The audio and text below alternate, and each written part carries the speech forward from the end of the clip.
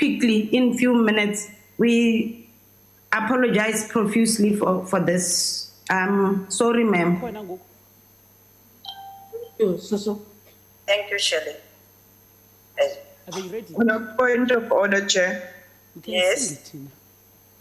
You may speak. No, thank you very much, Chair. This is very clumsy. If we start already like this is issues that should have been tested long ago Aye, man. because they knew that we were going to sing the national anthem. This is now really clumsy if we are starting the Women's Parliament on this note. It's clumsy. Thank you, honourable members. We apologize profusely, and can we now allow for the national anthem to be started? Unfortunately, there is a lot of disturbance when everyone wants to unmute and to speak. Can we now allow for the anthem to let us start with the anthem? And we apologize. We will take it up. Over to the host officials.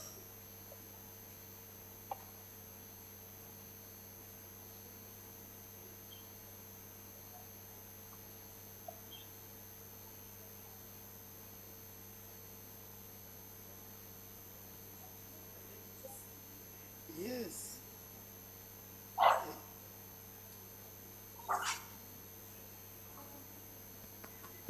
Honorable Deputy Chair of NCOP, can't we sing from the plenary here in the National Assembly chamber? I mean, women are here, women can sing. We would love that. I think let us do it in that fashion. Chief Whip, please. I also prefer that we should sing. Those in virtual must not sing because there is discord. We will leave it. Thank you, ma'am. Members can sing. It's fine. Thank you, ma'am. I prefer it that the members sing in the chamber. Thank you, Chief Whip. Thank you very much. Can we then sing the national anthem? Nkosi sikeleli Afrika.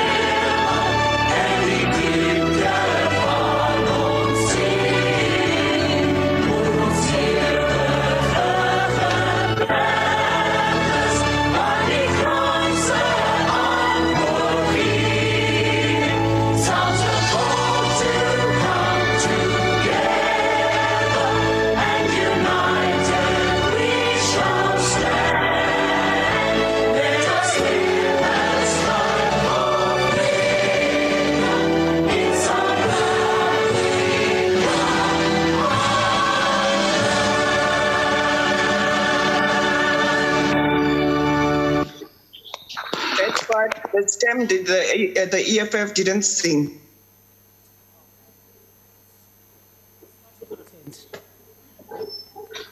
Thank you very much. Whilst we are still standing, can we then observe a moment for silent prayer or meditation? We will allow that.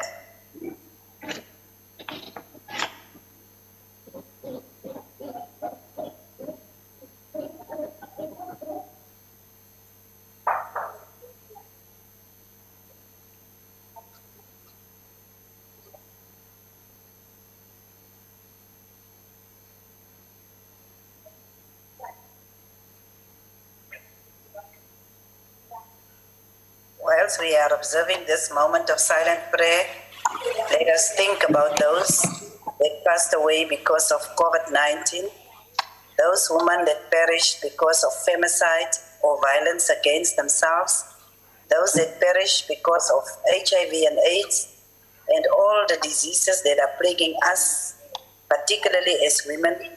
Let us observe this moment of silence for them and in their honor. And may the good Lord bless all of us that have gathered here today. And may those, whoever you observe as the one that is giving you strength and power, let us give glory and honor to it or to them. Thank you very much, honorable members. You may be seated.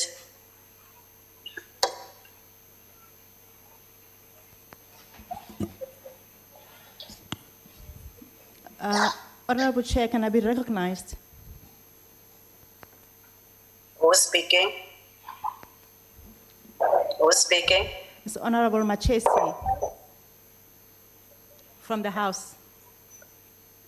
From the House. Okay, there is a presiding officer that is there in the House for the sake of order, so you can be recognized. Thank you, Chair. As we all know that this Parliament has to be anti-partisan. And when I look across, I see all the ANC members that are sitting across, they are all wearing ANC logos, you know, all their scarves, headscarves, they are all in ANC. And I think this is totally unacceptable, that this is what this Parliament has been reduced to today. Because we could have all have been wearing our own, you know, party regalia, but because we understand our responsibility and what this House represents. And every Honorable members, can we have order in the House, please? We are listening to you.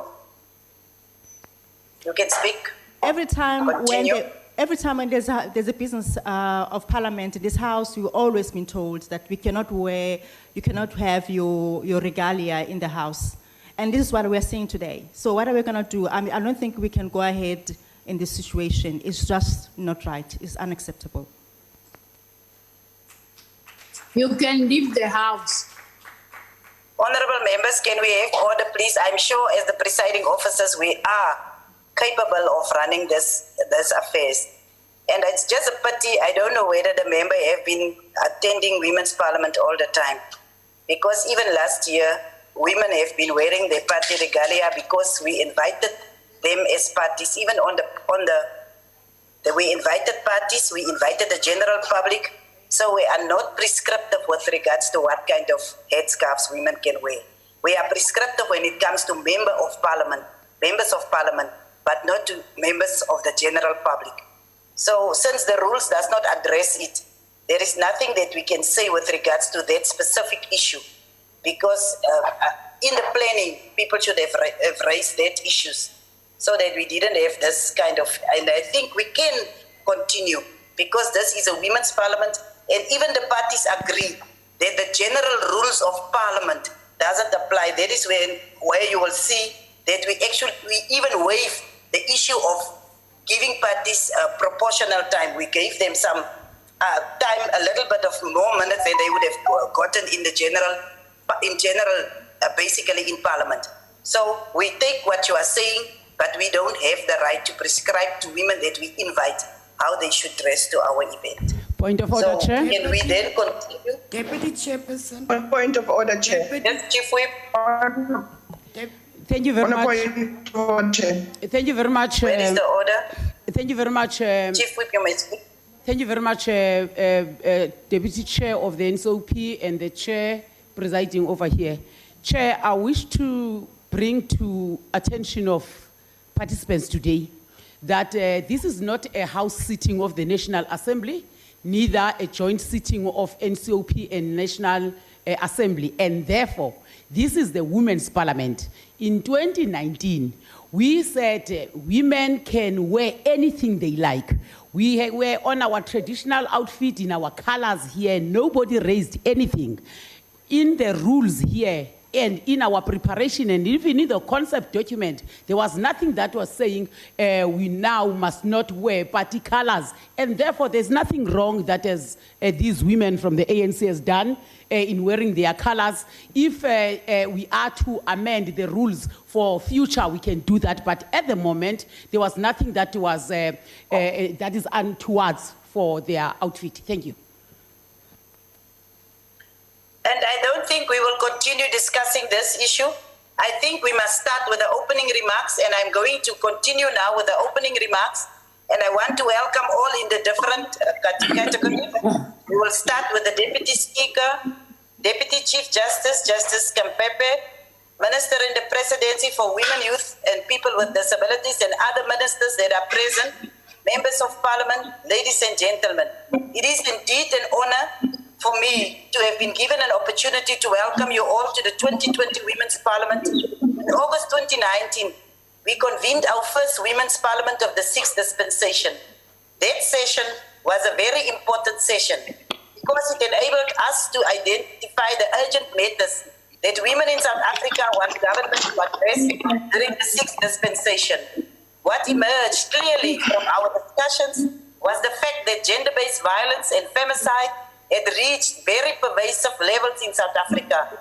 We also agreed that gender-based violence is intensified by the deep-seated levels of poverty, which continues to disproportionately affect women. Subsequent to the 2019 Women's Parliament, His Excellency the President of the Republic convened an urgent gender-based violence and femicide debate. The President tabled a very comprehensive program of action which initiated a cascaded three-sphere implementation process. The President tabled the Emergency Response Action Plan on Gender-Based Violence and Femicide and related matters. The 2020 Women's Parliament is therefore being convened to create a strategic platform for feedback or progress made in implementing the executive undertakings and interventions initiated by His Excellency the President to respond to the scourge of gender-based violence and femicide. The Women's Parliament will therefore serve as a report-back session to the women of South Africa to take stock of the progress made and to identify workable solutions to improve our collective response plans. This session will also be glanced at through a lens in order to provide our listeners.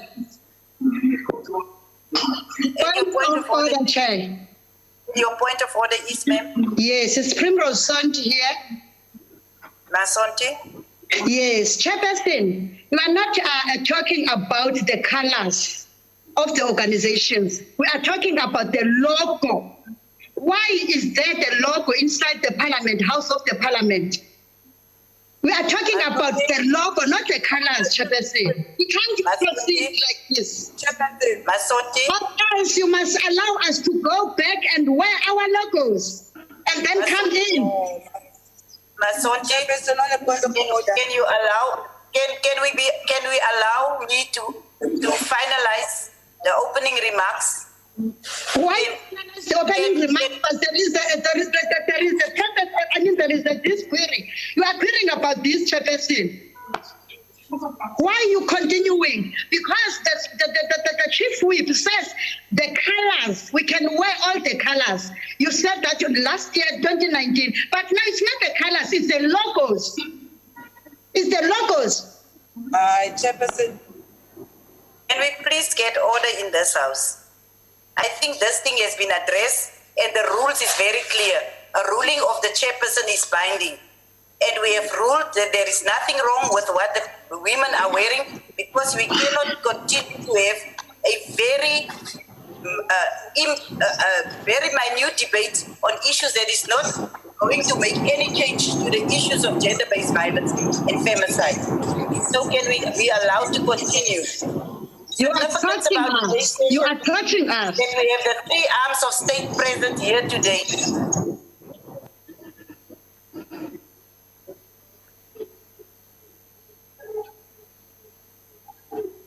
Sector parliaments creates a very strategic platform for us to bring together the most strategic minds and thought leaders in our country for debates and for sharing ideas.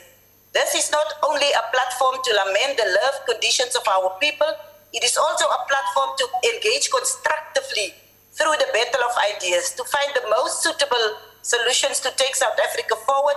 It is a platform for the voices of ordinary South Africans to be heard and for us to enable government to become more responsive to societal needs and conditions. Through our sectoral parliaments, we seek to advance a shift towards a more pragmatic approach of cooperative governance, where we not only theorize in silos, but rather find practical solutions for the advancement of our country's developmental agenda. Through this approach, called sector parliaments, we are seeking to unite all critical sectors of our society to work cohesively together, particularly in areas where transformation can only be effected through deliberate and strategic partnerships. Since the last time we met in this manner in August 2019, we have made every effort to sustain engagements with various sectors of our society through dynamic oversight processes with the executive as well as South Africans across our diverse society. We have worked tirelessly to keep the gender equality agenda squarely on government's agenda, as well as on every platform that we deem fit to advance our cause. As mandated by the 2019 Women's Parliament, we began a process to review the 1994 Women's Charter for effective equality, focusing on 3 critical areas which included advancing efforts to institutionalize gender-responsive budgeting, reactivating the national gender machinery, and reviewing the laws of our country in order to improve, through strategic provisions in law, women's quality of life. The 2019 Women's Parliament therefore served as a launching pad to kickstart the provincial review sessions of the 1994 Women's Charter for Effective Equality within the broader context of the Women's Charter. Provincial review sessions took place and they continue to take stock and assess the women's rights regime in its entirety, including all policy and legislative instruments in place, identify policy gaps and make proposals for amendments. The provincial review processes have culminated in the adoption of improved policy and legislative oversight mechanisms. These sessions must enable us to remove all structural, institutional, and cultural barriers which continue to impact the pace of transformation as it pertains to gender equality in South Africa.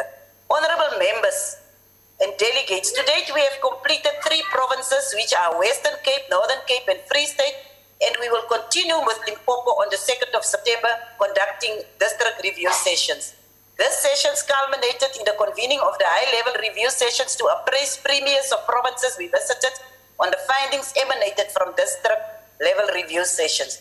In an effort to give effect to another strategic resolution of the 2019 Women's Parliament, we hosted the National Gender Machinery Summit in March 2020. The summit was convened in order to identify weaknesses in the national gender machinery and to find solutions to improve functionality. Parliament also hosted a Women's Charter review session, women occupying senior positions in the public and private sector. The objective of the session was to formulate strategic interventions to address sectors that are slow in implementing gender equity standards. We also hosted a high-level session on femicide, so as to deliberate on the most appropriate interventions to respond to the scourge of femicide. Violence against women has received increasing national and international attention, accompanied by calls for stringent measures to mitigate against the social ill. All of the above-mentioned programs were in pursuit of Parliament trying to respond to recommendations made at the 2019 Women's Parliament. They were also a means to try and to do away with weak forms of coordination and collaboration within and across spheres of government and the broader NGO movement. Today's session also asserts a strategic call for us all to strengthen relationships between various players across the broad spectrum of governance and societal life. Allow me thus to take this opportunity to welcome you all, hoping I have done justice to account on some of the work we have done through sector parliaments, and also hoping you will assist us to unmask the obscurities and contradictions inherent in South Africa's search for order under the rubric of democracy. Today's session also demonstrates our commitment to function as a people's parliament that is both engaging and responsive in its nature. We must further deepen the battle of ideas through sustained public participation as the cornerstone of our work. This platform must enable us to distill and synthesize the viewpoints of our people, which must deliberately shape the state's policy focus and implementation path through targeted action that will accelerate the implementation of strategic interventions and programs. Like we said, we tried to give some feedback on our resolutions of the 2019 Women's Parliament.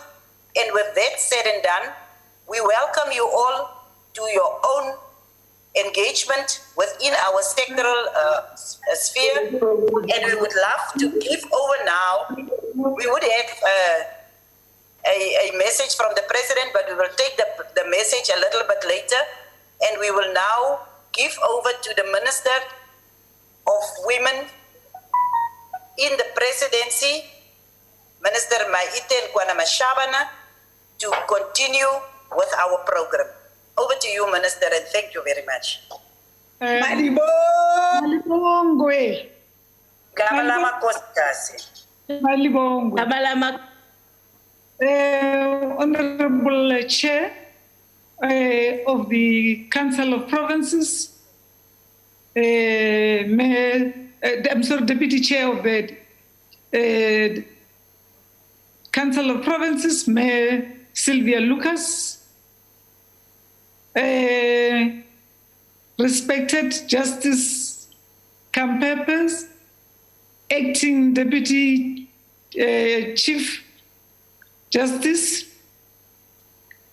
Council, honorable members of the National Assembly and the National Council of Provinces, the Chief Whip of the Majority Party and all other Chief Whips who are present in the room, women of the 6th Democratic Parliament, honorable premiers present in the room, invited guests, ladies and gentlemen, it is my pleasure to address the 2020's Parliament, which takes up global generation equality, call for an end to gender-based violence and femicide. South Africa is proud to be associated with the United Nations Generation Equality campaign and to be one of the 2 coalitions, one on economic justice and rights and on the gender-based violence and femicide. This continues and gives us an opportunity in these coalitions to drive the effort to achieve true gender equality by 2030 and the key to our national agenda. Through generation equality, we are part of a wider movement that brings together governments, world leaders, civil society organizations, and private sector. As a country, we are made we have made tangible progress in achieving women's rights in society, in political representation, and decision-making, and improving women's address to economic opportunities. But we also know our progress is undermined by the scourge of gender-based violence and femicide.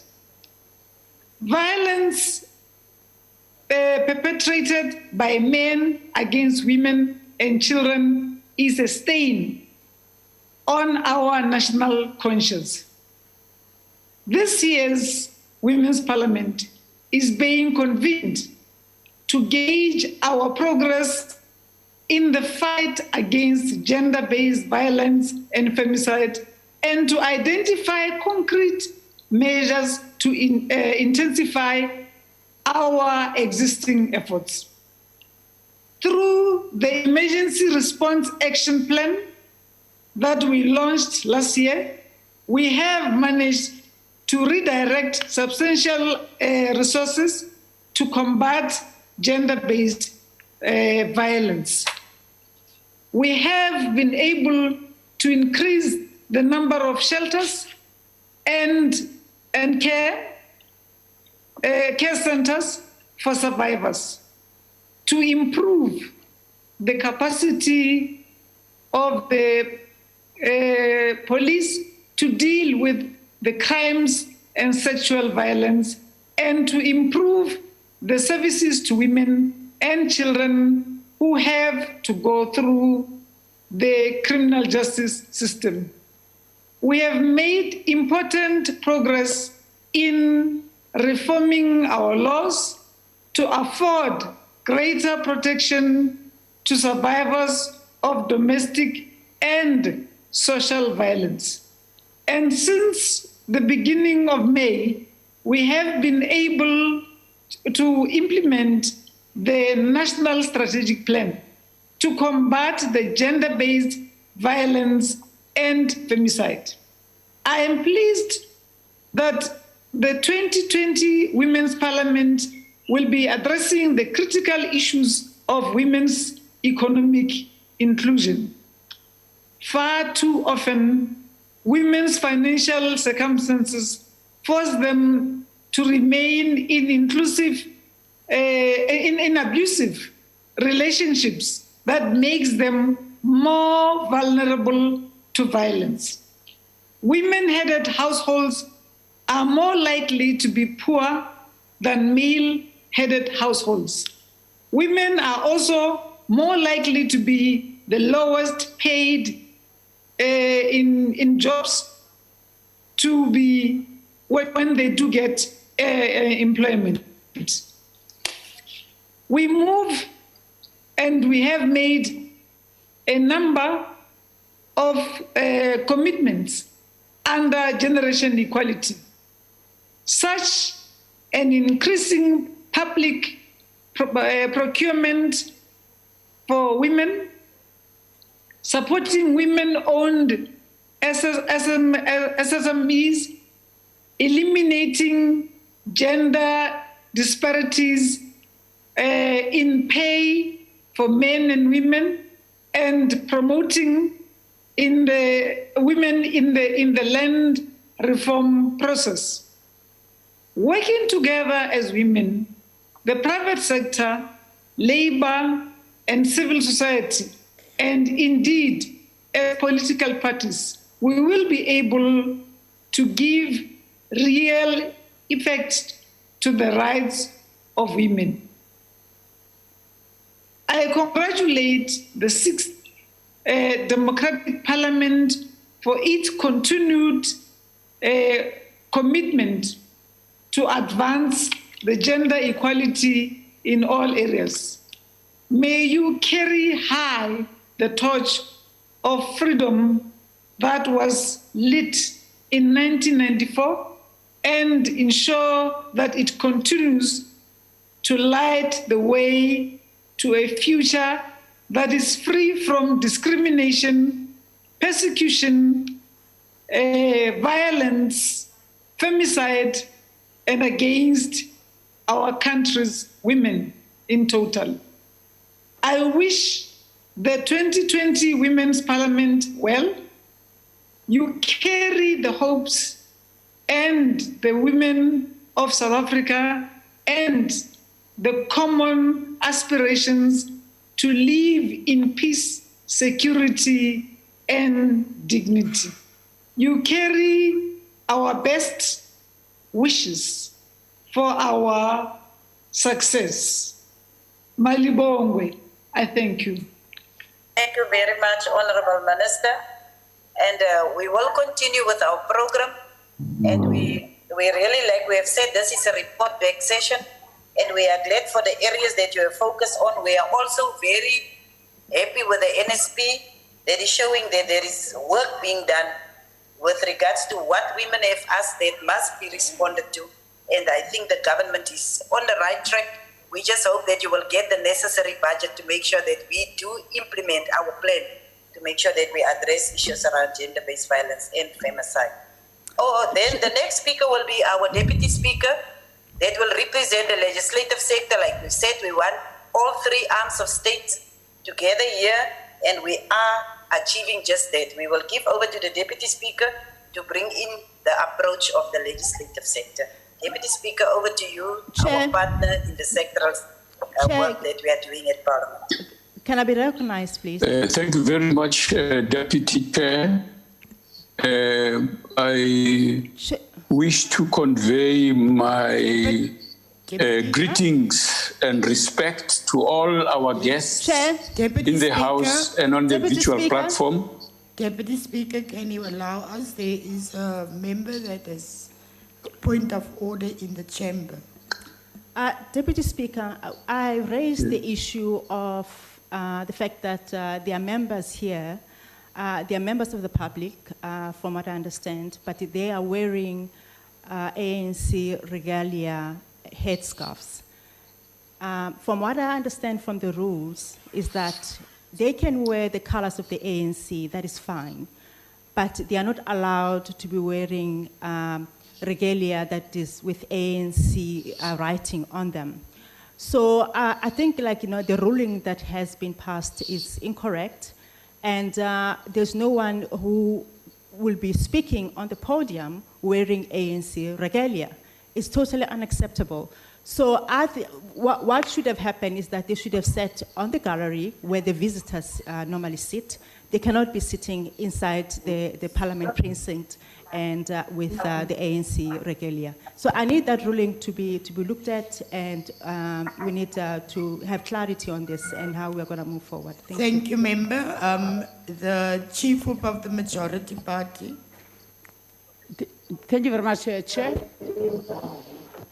To respond to what the Honourable Member have said, party colours during the normal sitting of the House, be it NA or NCOP. No, Member, can you sit down, please? Can we allow the Chief Whip to finish?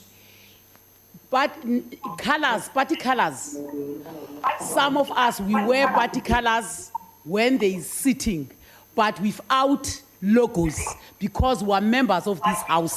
The rules of this House are very clear when it comes to that members may not wear logos of their parties in the House. But this is a venue for the Women's Parliament. This is not a sitting of NA or NCOP. Therefore, there's nothing wrong with members wearing their party colors with their logos, because this is a Women's Parliament, not a session of NA or NCOP. Thank you, Chair. On a point of order, Chair.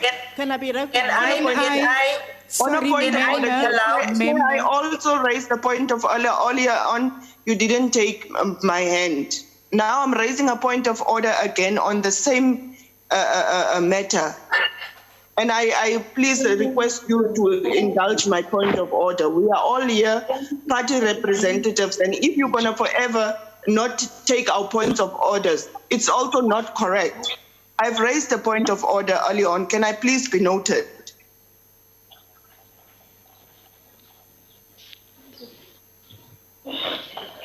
Chair. This is your point, Honourable Member. Thank you very much, Chair. Chair, the chief whip of the ANC is now playing to the gallery. She knows for herself that even in the youth parliament, this was raised when an EFF member was having a party regalia. She was the one that raised the point of order that even if it's a parliament of this nature, women's parliament or youth parliament, party regalia can't be wear in the House. Now, I'm amazed that today she say no, it can be allowed because it's on the benches of the ANC that people are wearing ANC logo. By all fairness, Chair, we are not telling women what to wear. but they should have been informed by the chief whip that party regalia is not allowed in the house. Yes, we are not following the rules of parliament to the T today, but some rules of parliament need to be adhered to. That's why we are calling it a women's parliament. Then we should have called it something else, a women's caucus or any other thing. But for the mere fact that it's a women's parliament, we're calling it parliament. That says that we are in parliament, we are in session, so we can't be having people with logos of the party there. It can't happen, Chair. With all fairness, there needs to be made a ruling, and the rules can be as we go. That is our parliament. That is our women's parliament. We can adjust the rules as we go. We can't be just following rules like headless chicken, some rules that were made in a passage. This is our parliament. No. Please rule properly. Deputy Speaker, please indulge in this matter, because really we can't continue like that. Honorable members, we made a ruling, and the rules say we are bound by the ruling of the chairperson. So there is a ruling, and can we please focus on the important issues for this women parliament? It seems as if the issues of gender-based violence, femicide, or the issues that we brought here today is less important than the logo or the colors of the party. You know you are wrong. No, you are wrong. No, it is you are being mischievous. The impression that we are getting. It is the impression that we are getting. How can we... Deputy Chairperson. Yes, Honourable Deputy Chairperson. Can we allow Honourable Deputy Speaker to continue? Deputy Chairperson. Deputy... Thank you very much, Chairperson. Can we... Chairperson, point of order, Chairperson. Deputy Chairperson. I'm sure you can see my hand there. Absolutely. There is my hand there. I raise my hand. Please, Chairperson, allow me to speak. You spoke, Masonti. Thank you. You are going to repeat the same thing that you have spoken. I want to repeat, Chairperson, because we are not satisfied. Listen, Chairperson.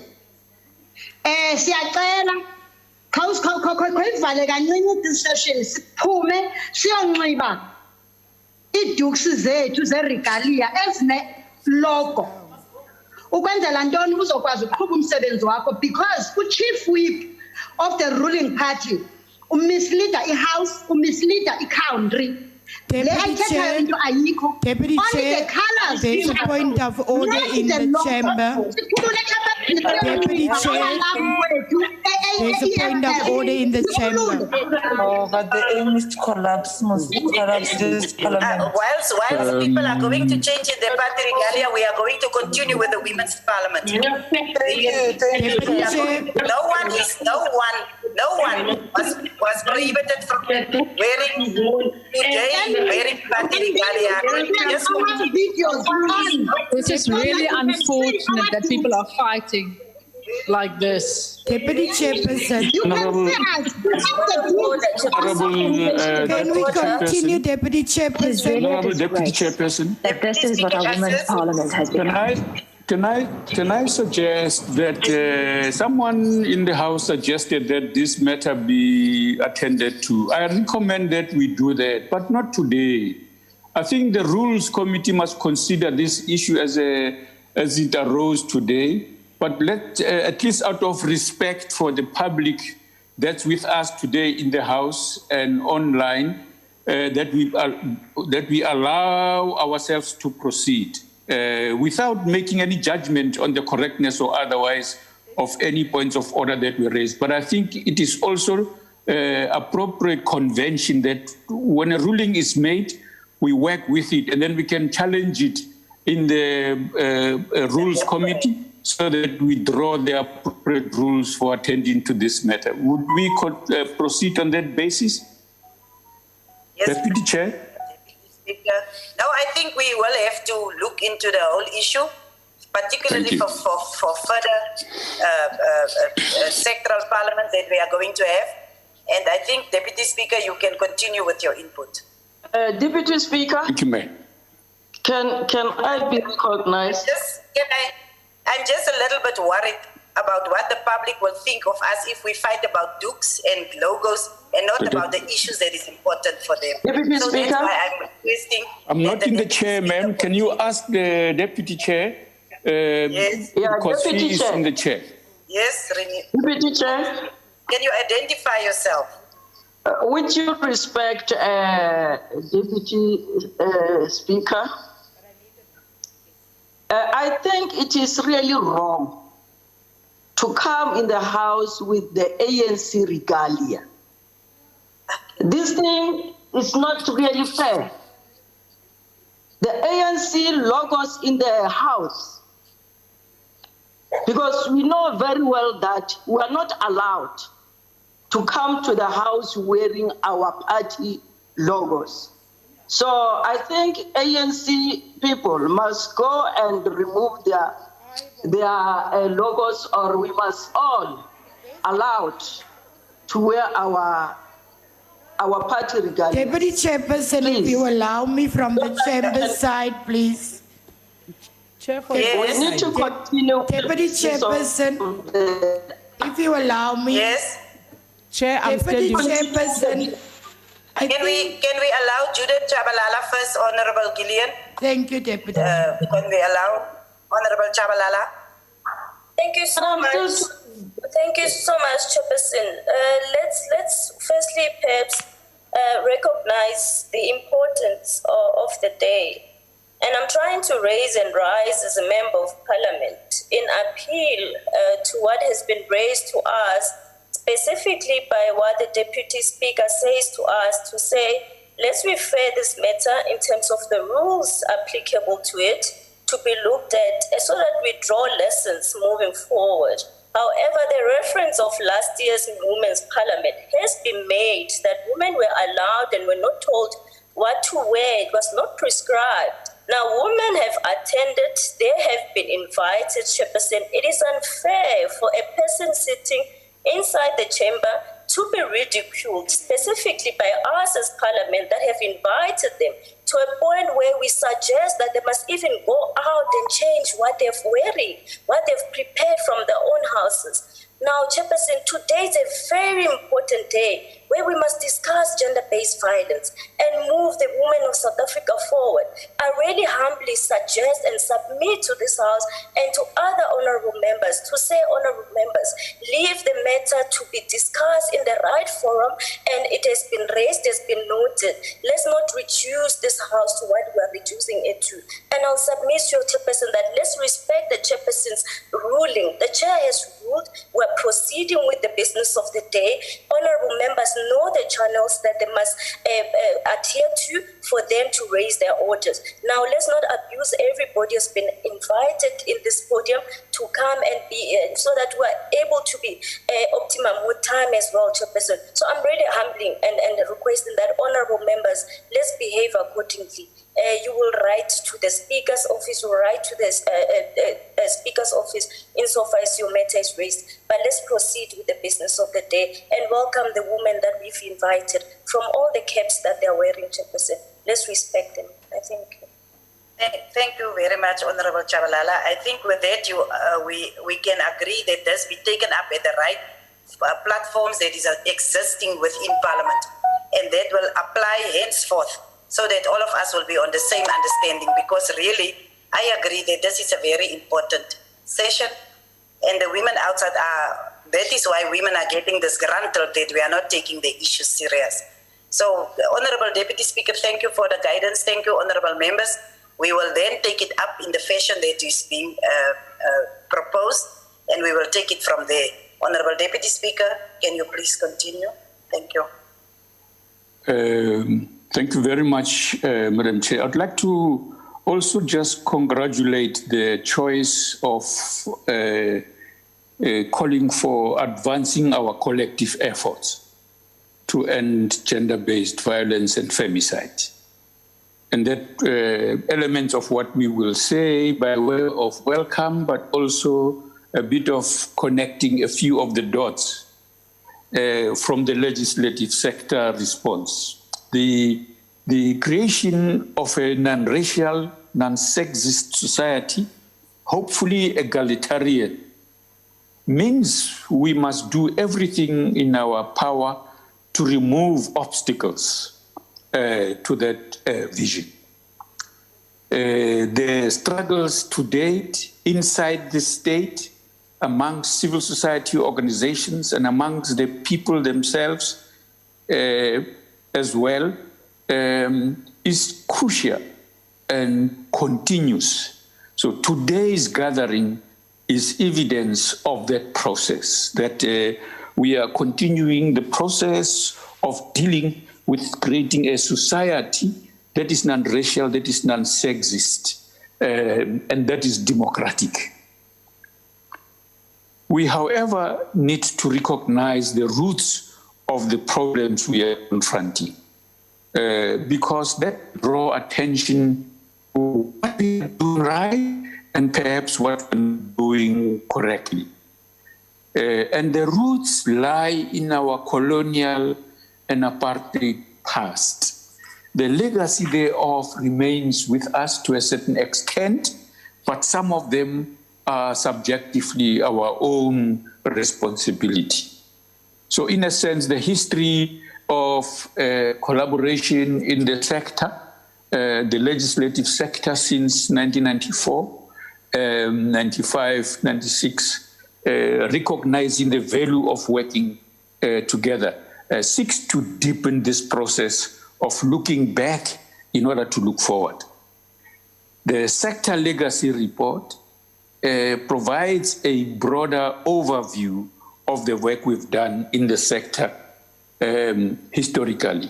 But the Deputy Chair has also referred aptly to the recent history of the work we've done together. We've also seen it fit to turn the campaigns such as this one as an ongoing, coordinated, without throttling creative work in each of the provincial legislatures and without in any way conflicting with each of the legislatures' constitutional mandate. The sector oversight model, for example, is what we use to follow up and follow through agreements with the executives, for example, including the last time when as a result of a consultative process, the national gender strategy emerged and its emergency response plan. We agreed to turn our legislatures as platforms to implement those things that are within our influence, as well as those that we interact with and come from others, and we agree with them. And this is also one of the reasons as the sector we have in common our responsibility to hold the executive accountable. In addition to our work domestically, such as I have described, we also participate in forums internationally. We do so too robustly, for example, in the SADC Parliamentary Forum that ended up drawing up a master plan, in the African Parliament, in the Commonwealth Parliamentary Association, in the Inter-Parliamentary Union, the IPU, and the annual New York meeting where members go to report annually on progress on work around gender equality and so on. The Sustainable Development Goals themselves, in which we played a critical role as a country, constitute an important part of the work we do, not only as oversight on international bodies, but as shapers of the contents of the work they do. Cooperation, collaboration across the sector is especially critical in our response towards the people we represent. In other words, people in every province across the country have a responsibility to expect the way we address their matters in is more or less consistent, but creative and responsive.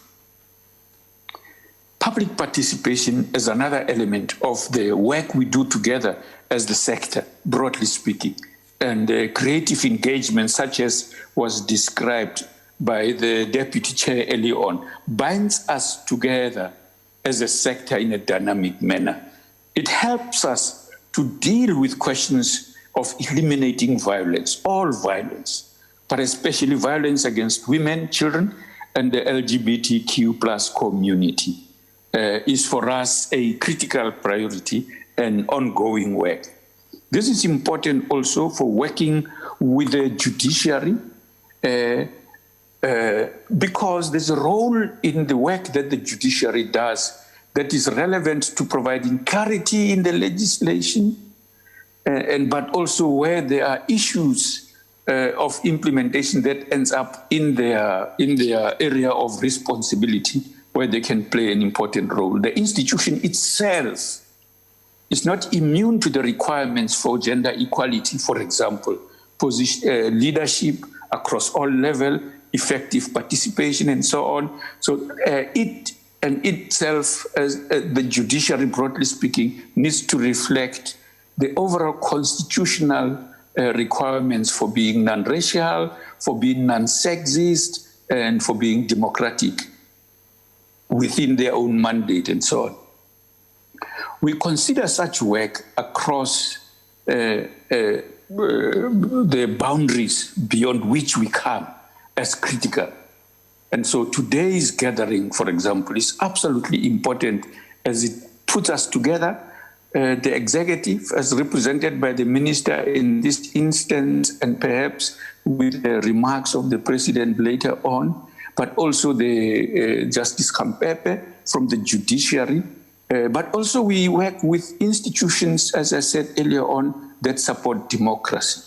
The IEC, for example, the Auditor General, the Commission for Gender Equality, the Human Rights Commission, and the Commission for Religious Linguistic Communities, for example. All of these institutions are critical in getting in to sort out where things fell between the cracks in the work that is done by the executive and parliament, so that we can together realize quicker what people expect of us. I want to conclude my remarks by saying that continuing poverty, unemployment, and inequality themselves are absolutely offensive and unacceptable. They, in a sense, also sometimes breeds this problem that we are dealing with, but they are not themselves the cause. We want to maintain that the people deserve better. The intervention of today's meeting, building on the work that has happened in the past, is a very important one for us in the legislative sector. So the cooperation that goes on and continues in the sector for us is critical, so that we share experiences of public participation, making it more effective, of being responsive to women and children faced with serious problems in a variety of ways, and urging the executive to work faster, better, always in the interest of the public, and, for example, stopping absolutely urgently any maladministration, including corruption. This is absolutely critical that we do that, because ultimately those resources have an important role to play in lifting people from the current unacceptable poverty, unemployment, and inequality. We have to close the gap. Otherwise, whatever we do will not have the effect we expect it to have. People's dignity will not come up in the presence of continuing exploitation in workplaces and everywhere else, discriminatory practices in our communities against the LGBT community. And so those cannot continue, and still expect people to have dignity for which they have striven for. I therefore thank everyone who has accepted our invitation to work with us today so that we map an effective strategy for following through on decisions we have made and commitments we have made to both domestically, continentally, and internationally. Thank you very much, Chairperson. Thank you very much.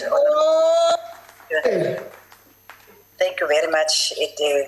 You really gave us a comprehensive response as to the issues within the legislative sector approach. And one of the areas that I have discussed with the Chief Justice Mogoeng before is that we will have to make sure that the three arms of state work together to respond to this, what we begin to term as a pandemic. And today we are honored to have the Deputy Chief Justice, Acting Deputy Chief Justice, Justice Sisi Kampepe, to also contribute to the session. Over to you, Deputy Chief Justice. Thank you, Program Director, for inviting me to address the 2020 Women's Parliament. Today's Parliament convenes under unusual circumstances over Zoom in unprecedented times in the middle of a global pandemic that has hit our country hard, causing loss, pain, and suffering. But I am here to address you about another pandemic that South Africa faces, a pandemic of epic proportions, which is violence against women and femicide, and the role of the judiciary in tackling this plague. August, as we all know, is a Women's Month. We ought to be celebrating the brilliant, inspirational women of South Africa. In so many ways, our women are our nation's pride. They are parliamentarians, they are entrepreneurs, they are mothers, they are forward thinkers, they are carers, they are leaders, they are homemakers, they are doctors, teachers, and judges. They raise our children. They're at the forefront of scientific discoveries and mathematical problems. They are resilient, unwavering, and brave. I salute each and every one of my sisters, but I also weep. I hang my head in shame and I shake my fist in anger. I weep for so many of our women who have been taken victim by the scourge of gender-based violence and femicide that continues to ravage our country. My head is heavy with shame as daily we read the names and remember the stories of women and children whose lives have been irretrievably altered or ended by this plague that grips our beautiful nation. It angers me to the depths of my soul that we and our sisters, daughters, mothers, and wives and friends must live in a constant state of fear that we will be next. Our Constitution guarantees the protection of our dignity, our lives, our security of person, and our bodily integrity. And yet, violence against women and femicide nullifies the enjoyment by South African women of their human rights and fundamental freedoms.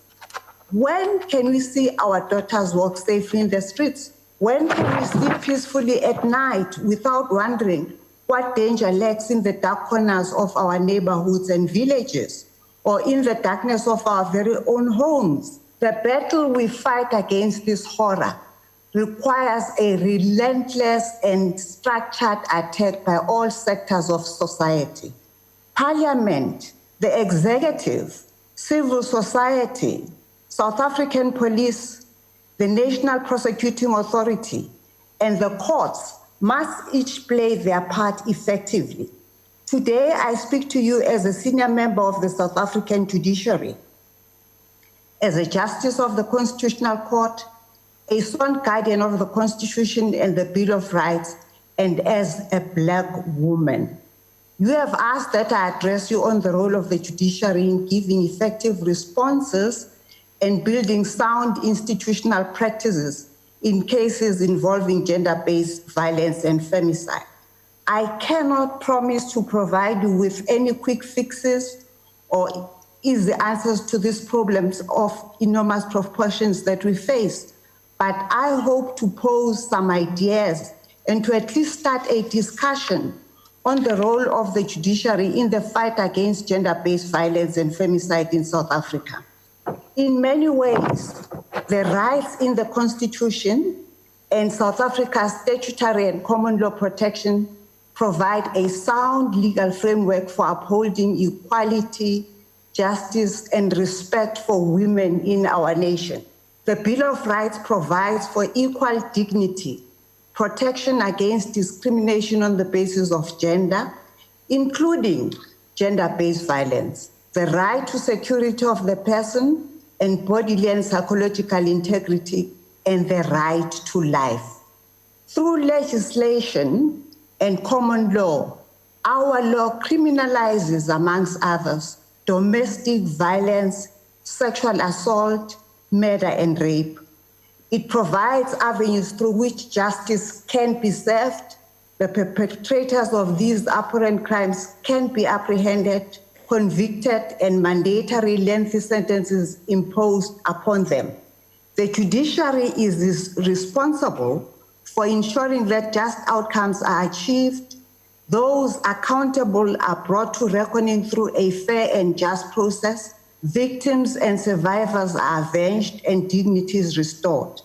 This requires more than just the usual court processes. Practitioners and judges cannot approach these cases as ordinary ones. This need has been recognized in the creation of specialized sexual offences courts designed especially to deal with crimes of a sexual nature, along the Tutuzela Care Center's integrated approach to rape care management. Over and above the progress already made in this regard, in order for the judiciary to give effective responses and build sound institutional practices in cases involving gender-based violence, a deliberate reassessment of legal principles, terminology, and policies is required. Institutional practices need to be carefully considered and tailored in order for the court to establish an effective and appropriate response to this scourge. I wish to focus on 3 key areas that form part of the judicial response to this problem.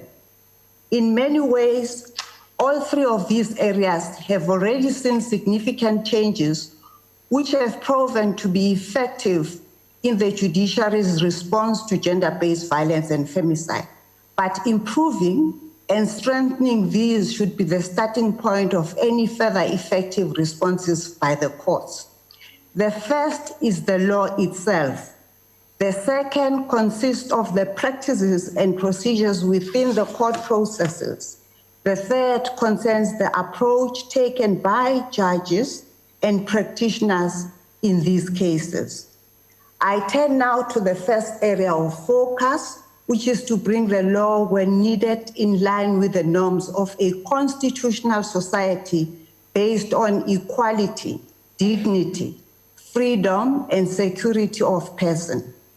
It is crucial, if we wish to effectively address this pandemic, to ensure that the law the courts uphold is not based on patriarchal principles that have no place in this dispensation, and to the extent that it does, to correct this. The courts have a joint duty with Parliament to ensure that the law provides sufficient and effective protection of women. This may mean that various elements of the common law need to be developed to be brought in line with the demands of the Constitution. It may mean that certain provisions in statutes need to be declared constitutionally invalid and sent for reconsideration by Parliament. Courts should be ever vigilant of their duty to develop or strike down long-standing laws that may be perpetuating sexist and outdated norms, especially in instances of cases concerning violence or sexual attacks on women. I am thinking of embedded patriarchal norms that for years existed in substantive law, procedural rules, and in practices relating to evidence and proof, such as cautionary rule, the marital rape exclusion, rape victims having to testify in open courtrooms, and the requirement of witness corroboration insofar as rape is concerned. Great strides have already been taken in this area as our society began to recognize how many of these legal rules perpetuated inequality and prevented justice. The marital rape exclusion has been abolished. Our apex courts have handed down various judgments which emphasize the duty on the state to protect the right of women to be free from domestic violence, the importance of gender equality, dignity, and security of person, and have developed the common law to secure a duty on police officers and prosecutors to safeguard the rights of women and protect them from the threat of sexual violence. As recently as December last year, the Constitutional Court clarified that the principle of common purpose applies to the common law crime of rape.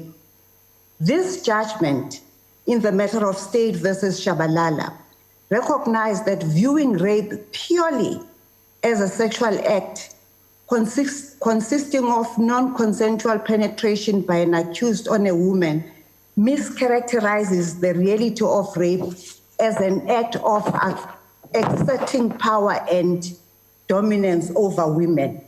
It held that exempting the common law crime of rape from the principle of common purpose perpetrates gender inequality and entrenches a patriarchal system where women are viewed as mere chattels. Importantly, the judgments handed down by the various justices highlight the impact of power imbalances in crimes of this nature and the structural inequality that permeates our society and contributes to these gendered attacks. This is just one example of where the Constitutional Court has taken a decisive and powerful stance against gendered crimes and has ensured that the legal principles of our common law are developed in furtherance of our battle against sexual crimes and violence against women. It is not enough, however, to only focus on the legal principles themselves. The judiciary must ensure that the implementation and application of the law is done in a way that recognizes women as a vulnerable group, is sensitive to the intersectional challenges that women face, and is done in a manner which prevents secondary victimization of survivors.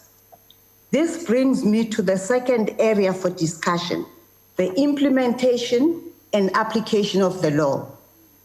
When most people think of how judiciary should respond to this scourge of gender-based violence, the predictable answer is to tighten laws, obtain more conviction, and impose stricter sentences. And yet, it is equally important for courts to be trailblazers in breaking down patriarchy by implementing procedures within their courtrooms that are victim and gender sensitive and that prevent secondary trauma or humiliation of survivors.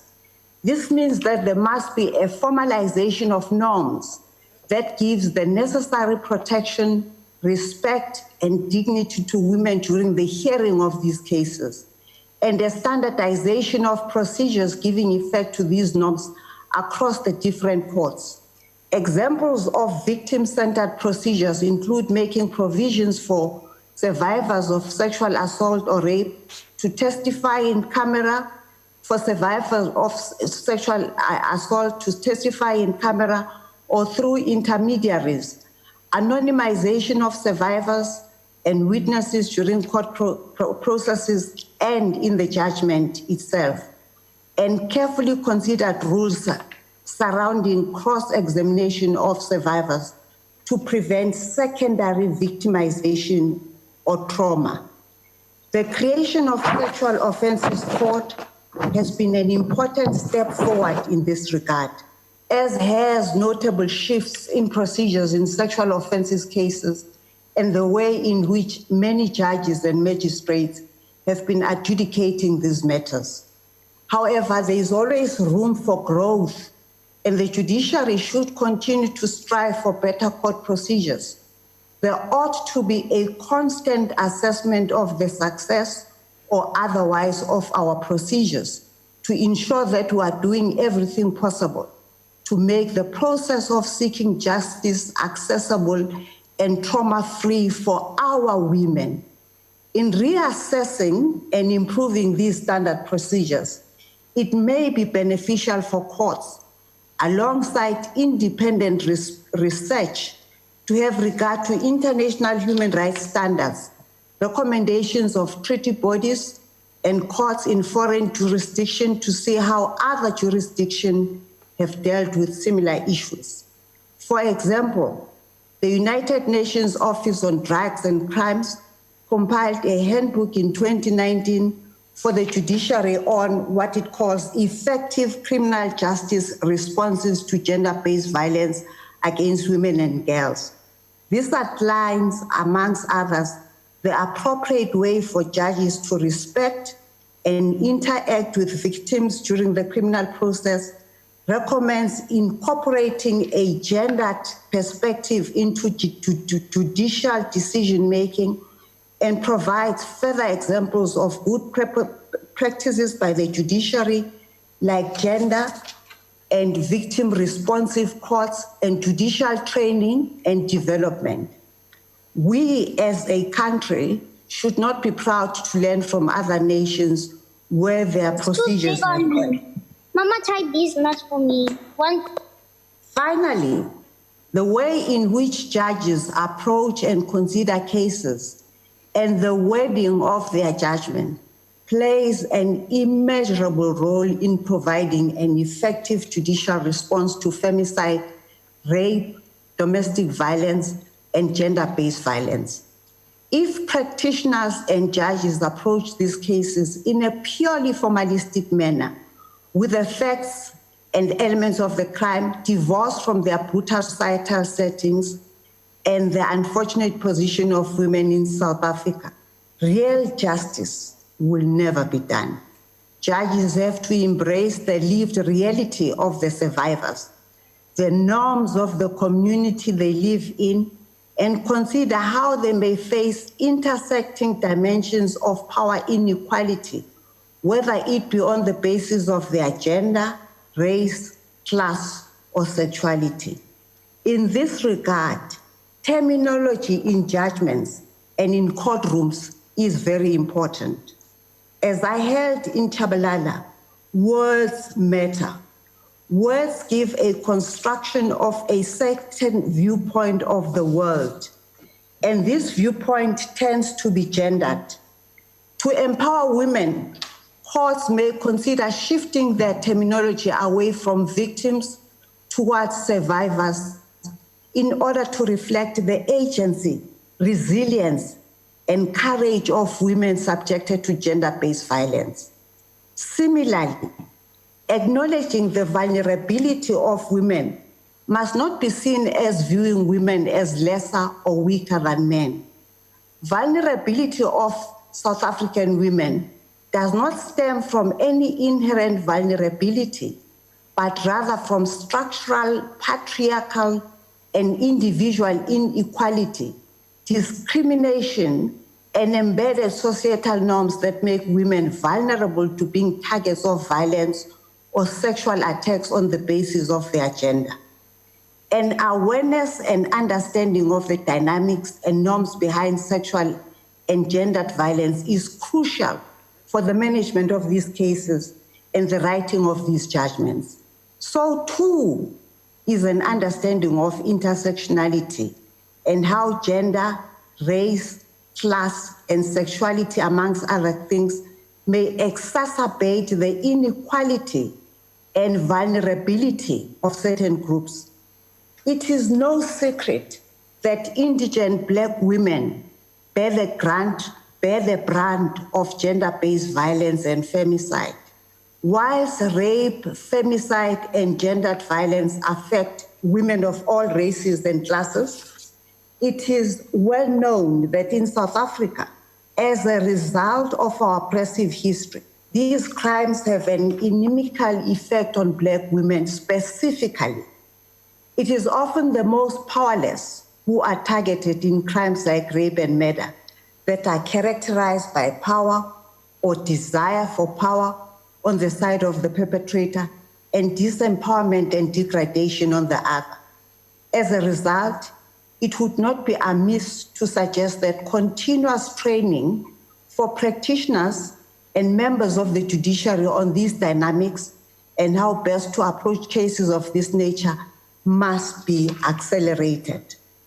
On a personal level, each member of the legal profession and the judiciary should be cognizant of the effect that their arguments, their words, and their demeanor may have on survivors who are only doing nothing but to seek justice. We should never lose sight of the victim or survivor behind the lawyer's arguments, the legal principles, and the files of papers in our desks. A humane and just approach to these cases may return some hope and dignity to the survivors of these violent acts. Overall, trial courts seized with gender-based violence matters attempt to deliver judgment without delay in the knowledge of the fact that justice delayed is, of course, justice denied. The judiciary, however, is just one of many role players in this collective action against femicide and violence against women. I have sought to illustrate some ways the courts can and do provide an effective response to this plague on our nation, but the judiciary's action cannot be alone in this fight. Members of society must report violent acts that they see being perpetrated against women to the police. The police must properly and efficiently investigate these crimes. The prosecution must effectively present well-founded evidence against the perpetrators. The judiciary alone may have little effect in alleviating the daily suffering of our women. However, as we know, South Africans are resilient and resourceful. And if all spheres of government, civil society, and all South Africans come together, I am more than hopeful that we can begin to quell some of the horrors that South African women are faced and bring an end to this scourge of gender-based violence and femicide. We must all know that we are not free while any woman is unfree. Now is the time for us to come together to free our sisters, our mothers, our daughters, and free ourselves as a country from this scourge. I thank you. Thank you very much, Deputy Chief Justice. I really, there is one sentence that really touched me, and it is the one that we must bring a humane face to the actions that we take so that women can feel that they are safe and that women can feel that they can approach not only the judiciary but all of these law enforcement agencies, because they will be treated in a way that will dignify them. But also I also took the one that said that we need to become resilient and resourceful in how we address this scourge that is is requiring all of our focus. Thank you very much, Honorable Deputy Chief Justice. We will now allow the host officials to play the input of the President before we will give over to the next chairperson. That will be the chairperson of the Multi-Party Women's Caucus, Honorable Bilankulu. Over to you, host officials, please.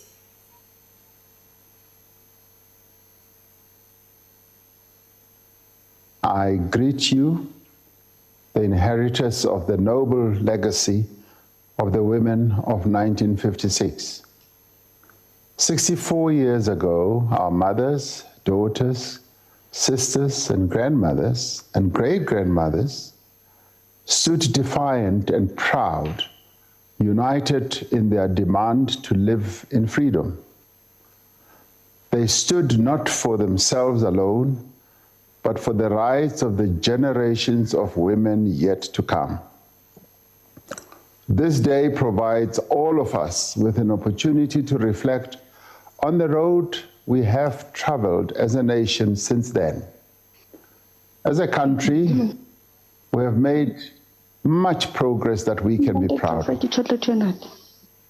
We've made gains in advancing women's rights, in broadening women's access to education, in the provision of health care and social support to women, and in improving their participation in the economy and decision-making. At the same time, we know that the lived reality for millions of South African women is very different to the promise that is contained in our Constitution. We know that millions of South African women still live in conditions of poverty and unemployment. They face discrimination and violence all the time. To give effect to our commitment to the upliftment of women, South Africa has joined Generation Equality, a global campaign to achieve gender equality by 2030. South Africa is in the grip of two pandemics, the coronavirus pandemic and the scourge of gender-based violence and femicide. Ever more women and children are being abused and losing their lives at the hands of men. It cannot be that this Women's Day is drenched in the tears of families who have lost their sisters, their daughters, and mothers to violence that is perpetrated by South African men. This cannot continue. We can no longer, as a nation, ignore the deafening cries of women and children for protection, for help, and for justice.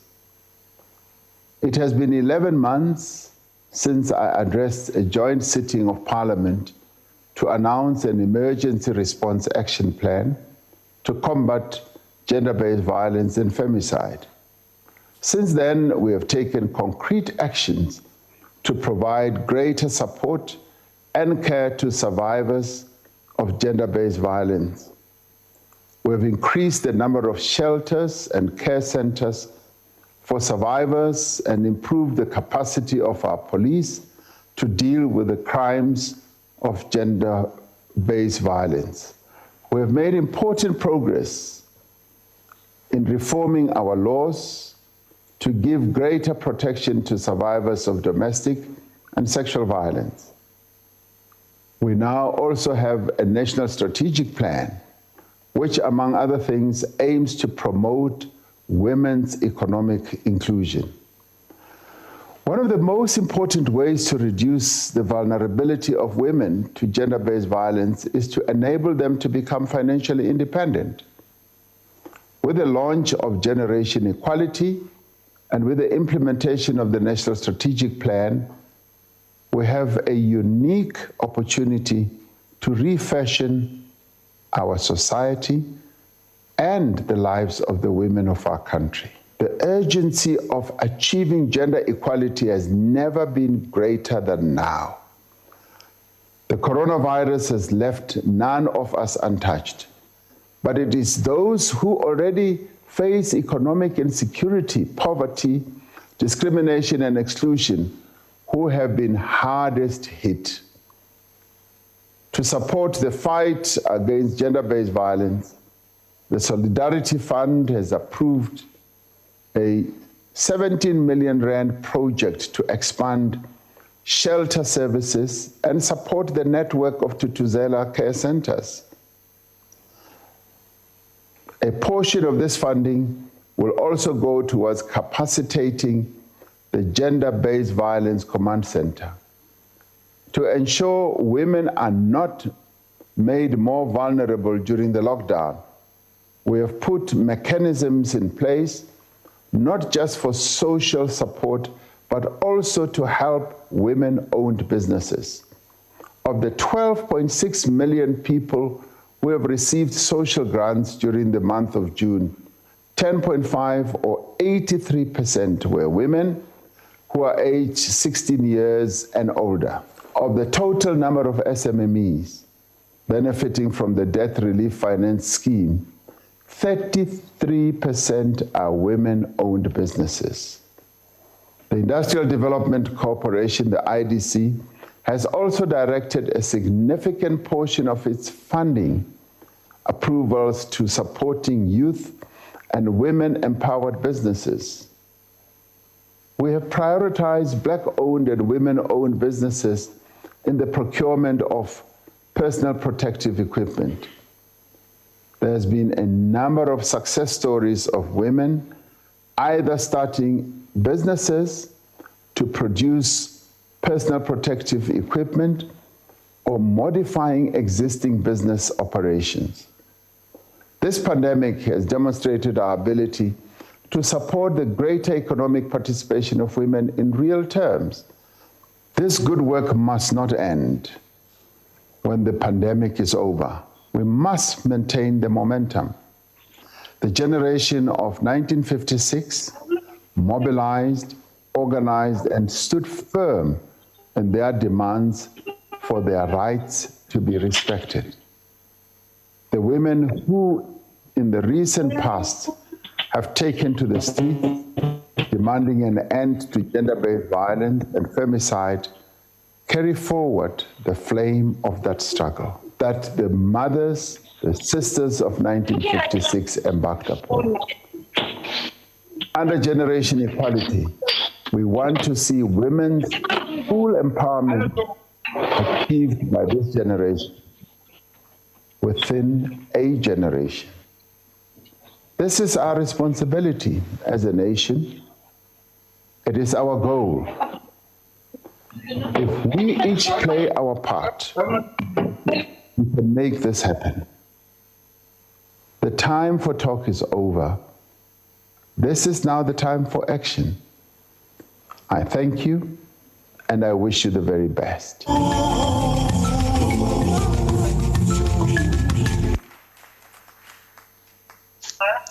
What a waste. Thank you very much to the host officials and to the President for that message. It was so inspiring. We will now give over to Honorable Bilamkulu. You will be chairing the next session. Chairperson. Thank you very much. Sorry, Chair. Chairperson of the NCOP. Sorry, Chair. Firstly, I would like the host to take care of this. It's like there is a hacker. While the president was giving the message of support, there was another picture of some kind. I think they need to deal with that particular person. Thank you very much. On a point of my co-chair. Point of order, Chair. Chairperson? What point of order are you raising? Chairperson, that person is not a hacker. She's been sitting like that. She's on the bed. Yes. We understand we are on the sectoral parliament, but she's literally sitting on the bed, laying, taking pictures. It's so inappropriate. It's not a hacker. The name is Libello. Thank you, Honorable Mente. We will ask the host officials to take care of them. Thank you very much. Chairperson. Thank you very much. Yes. It's Honorable Maseko Jele. I agree with you. There must be a hacker. Right now also, I can't get in with my credentials. I can only get in with credentials of something which I entered previously.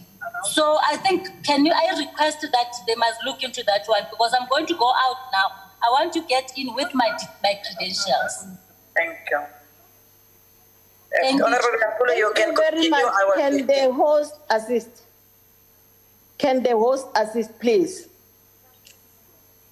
We are moving on, and happy Women's Day to all the women across the globe. And greetings to my co-chair, Honorable Lucas, Honorable Premiers and MEC from all the provinces, members of parliament, members of the public, and members of the civil society. Good morning.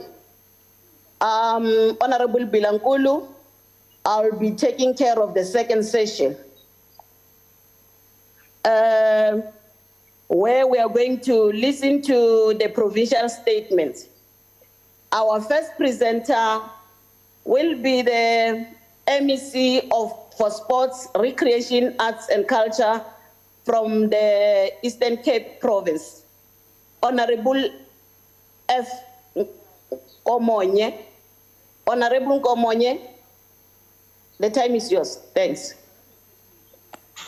The chairperson of this session, Honorable Bilankulu, the deputy chairperson of the NCOP, the presiding officers present in this sitting, the chief whip in the National Assembly, and that of the NCOP if present, the Honorable Minister in the Presidency, Mamunkwane Mashabane, the acting Deputy Chief Justice, Umamusisi Kampempe, the members of parliament present here today, and the speakers from all provincial legislatures, as well as the premiers of all provincial legislatures that are present here today, members of our provincial legislatures, the leadership of SALGA in the meeting, traditional councils, as well as all councillors present here, all stakeholders, ladies and gentlemen, good morning.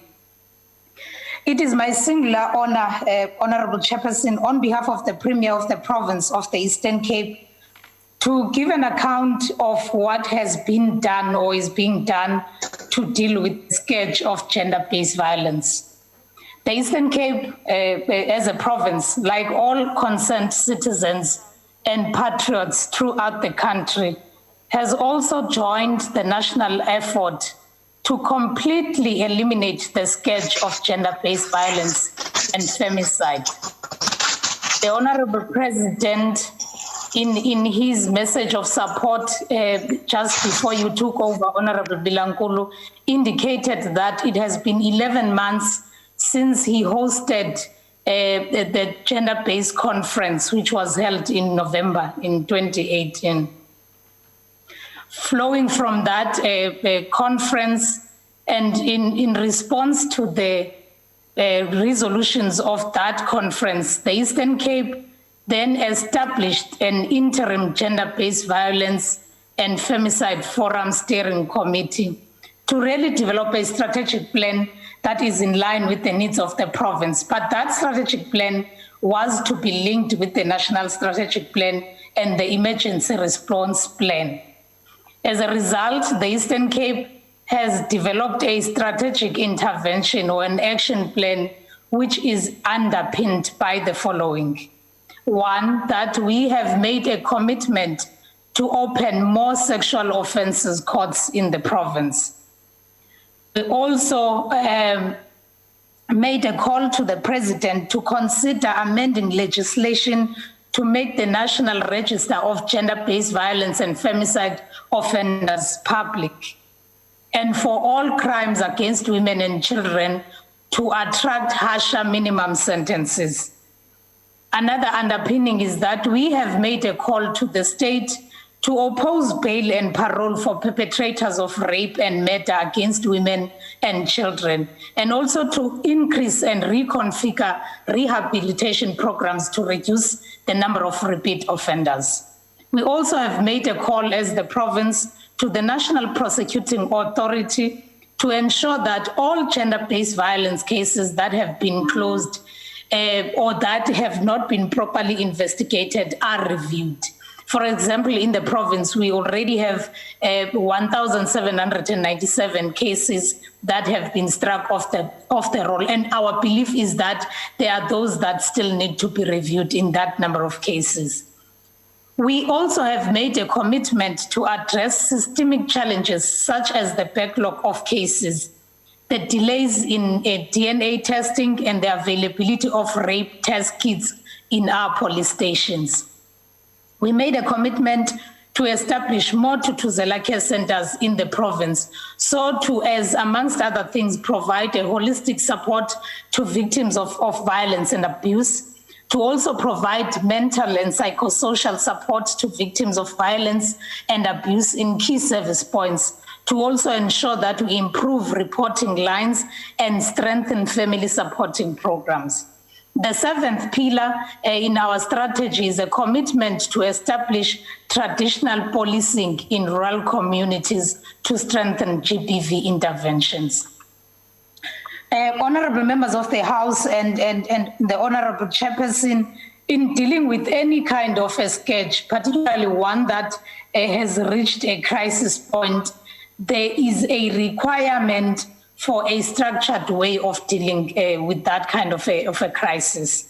With respect to institutional arrangements, as the province, we have observed that the crisis of GBV has also led to a proliferation of response structures. And I must be upfront, Honorable Chairperson, that this may be caused by the urgence or the urge from everyone to get involved in the fight against GBV. But we have also noted that this proliferation of structures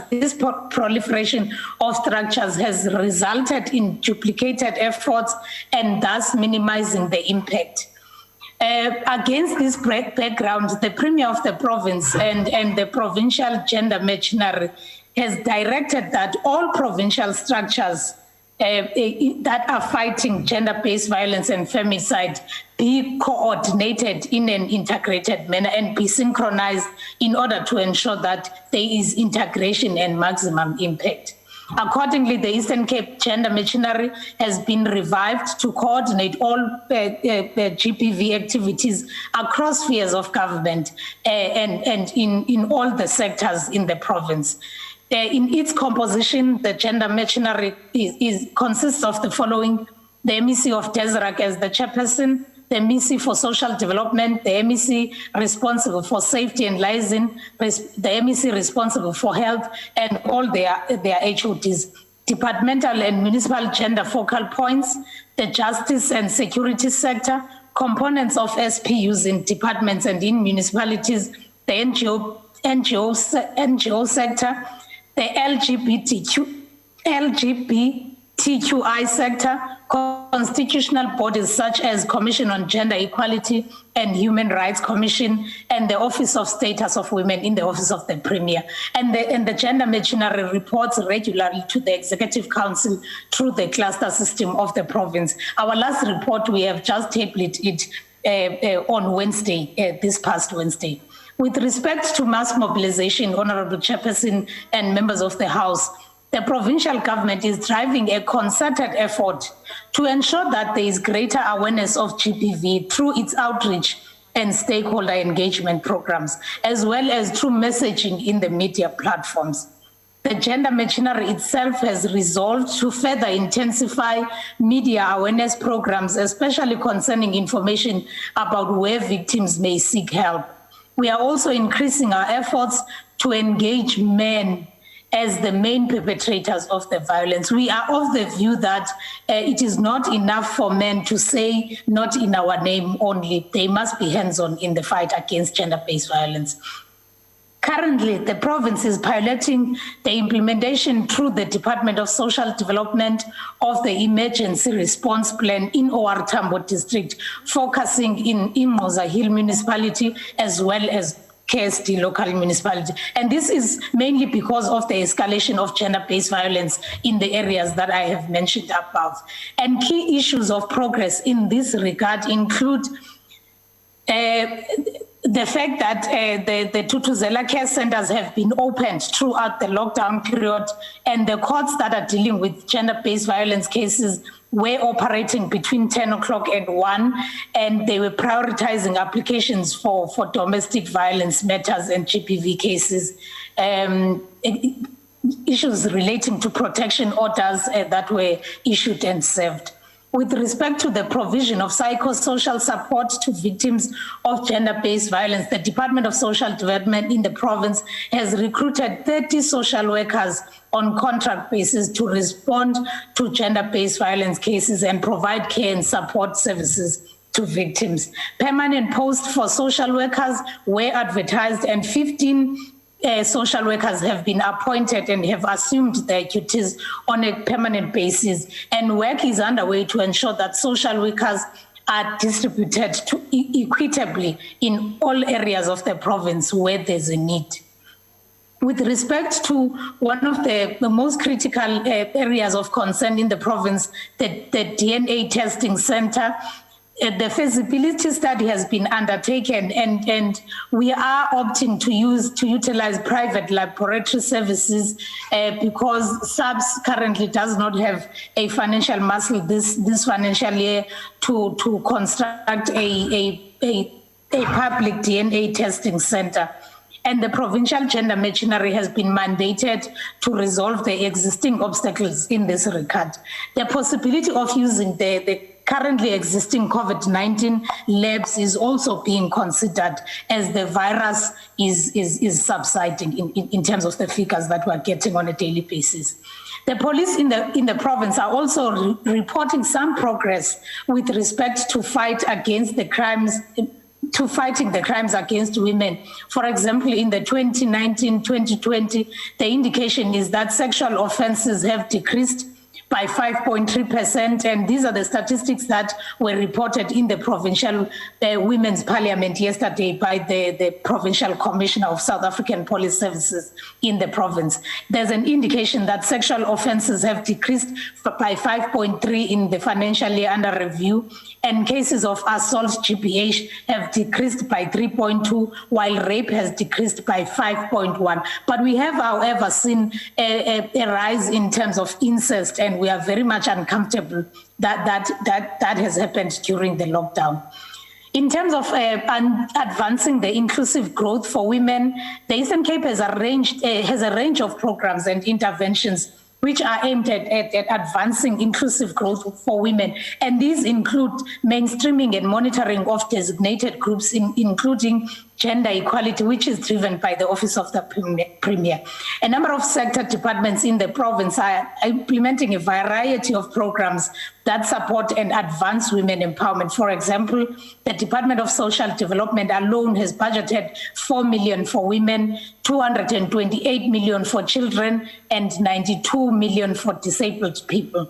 Similarly, the Department of Rural Development and Agrarian Reforms has budgeted 24 million for various categories of designated groups. Furthermore, through the Department of Economic Development, Environmental Affairs and Tourism, we are supporting female entrepreneurs in the province.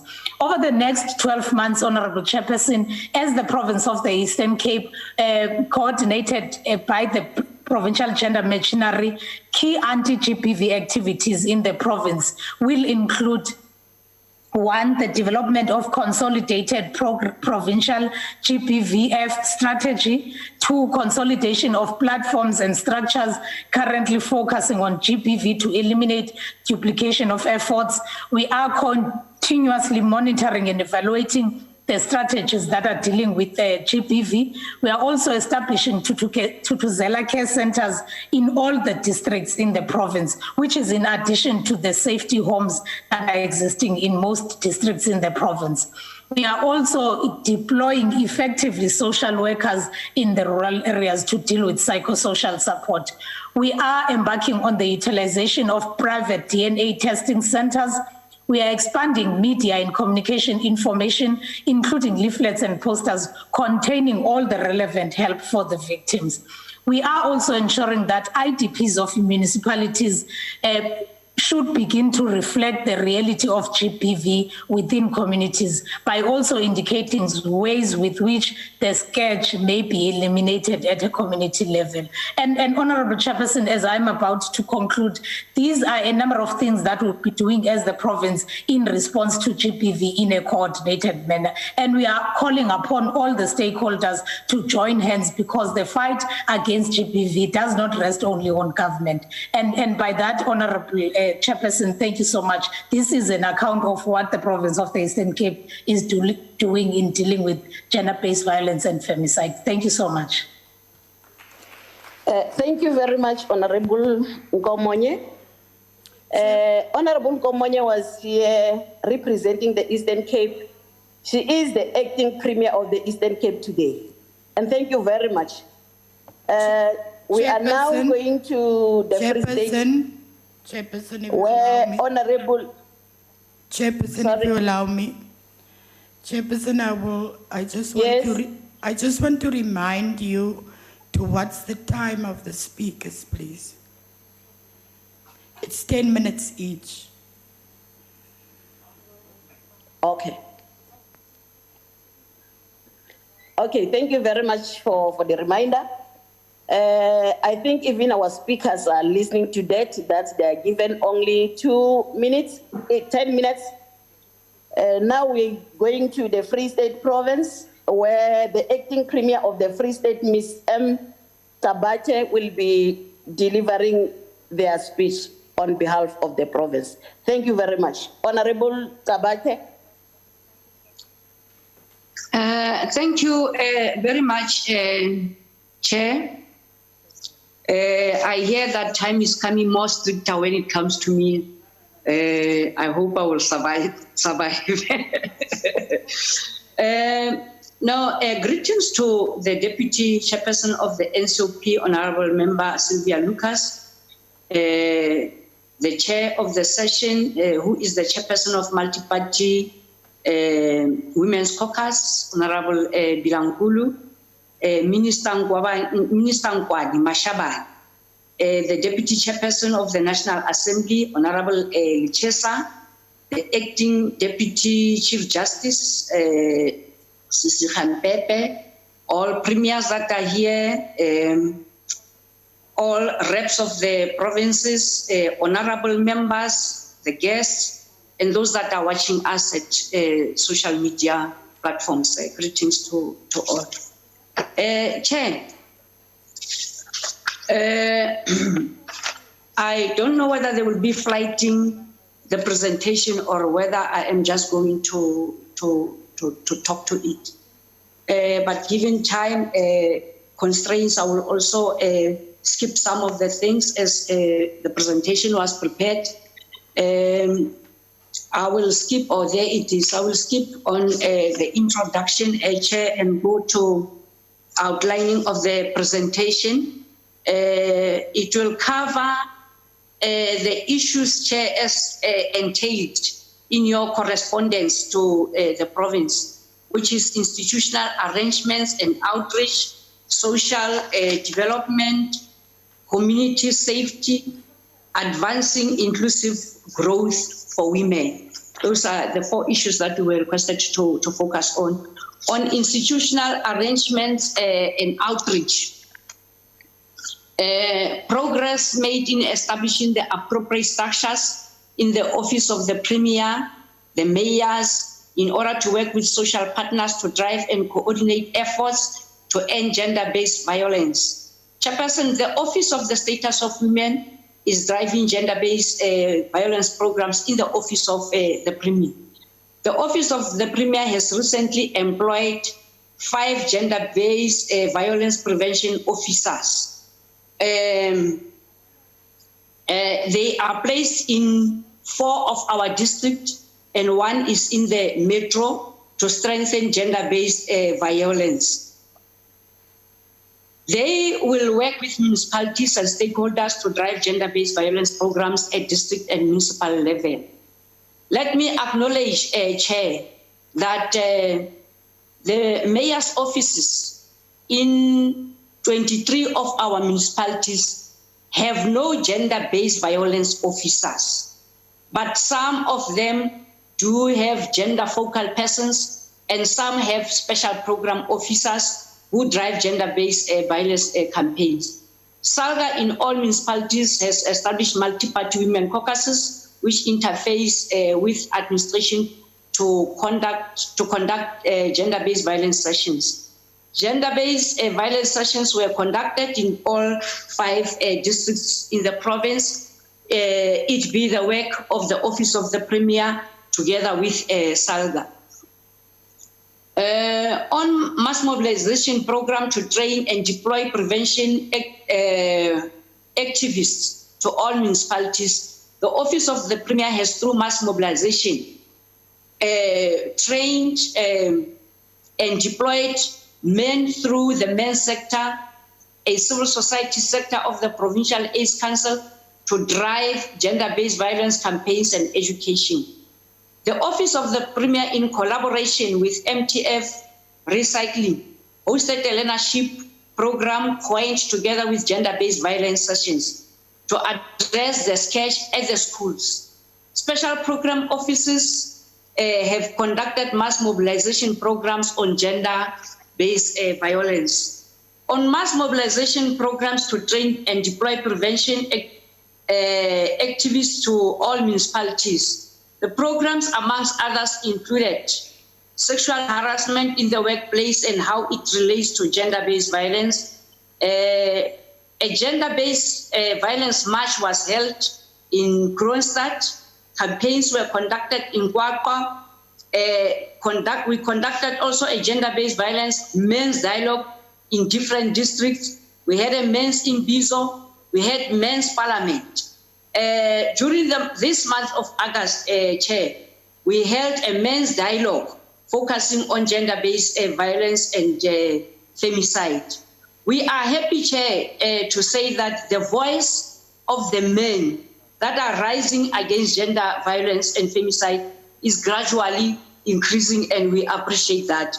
This very afternoon at 3 p.m., Chair, we will be holding a dialogue with the LGBTQI+ community on gender-based violence and femicide. On social development, the Department of Social Development, in partnership with stakeholders, have put preventive measures to fight gender-based violence. Department of Social Development provide care, support, healing for all victims of violence. The planning and implementation of preventive measures for gender-based violence, Chair, I'll be touching on the commitments, our performance indicators, and the progress we have made. We committed implementation of a social behavioral change program with an indicator that the change behavior of society towards women, LGBTQI and community, etc. Chair, on this one, I want to allude to the fact that Mangaung Metro and COPTA as a department have been doing more than the rest. There's a new initiative for the Department of Social Development, but we are started, Chair, because we set it up for this year. As I said that this afternoon, I've not yet said that. This afternoon, Chair, at 3 p.m., we are holding a dialogue with the LGBTQI community. Chair, on local drug action committees, which we are intending to reduce the use of drug abuse within province because it is contributing to more violence against women. Of the 10 municipalities that were identified, only 10 drug action committees were established. The rest are planned for this year. We are a bit delayed by COVID-19. The 10 that has been established are enlisted there. They are appearing on the screen, Chair.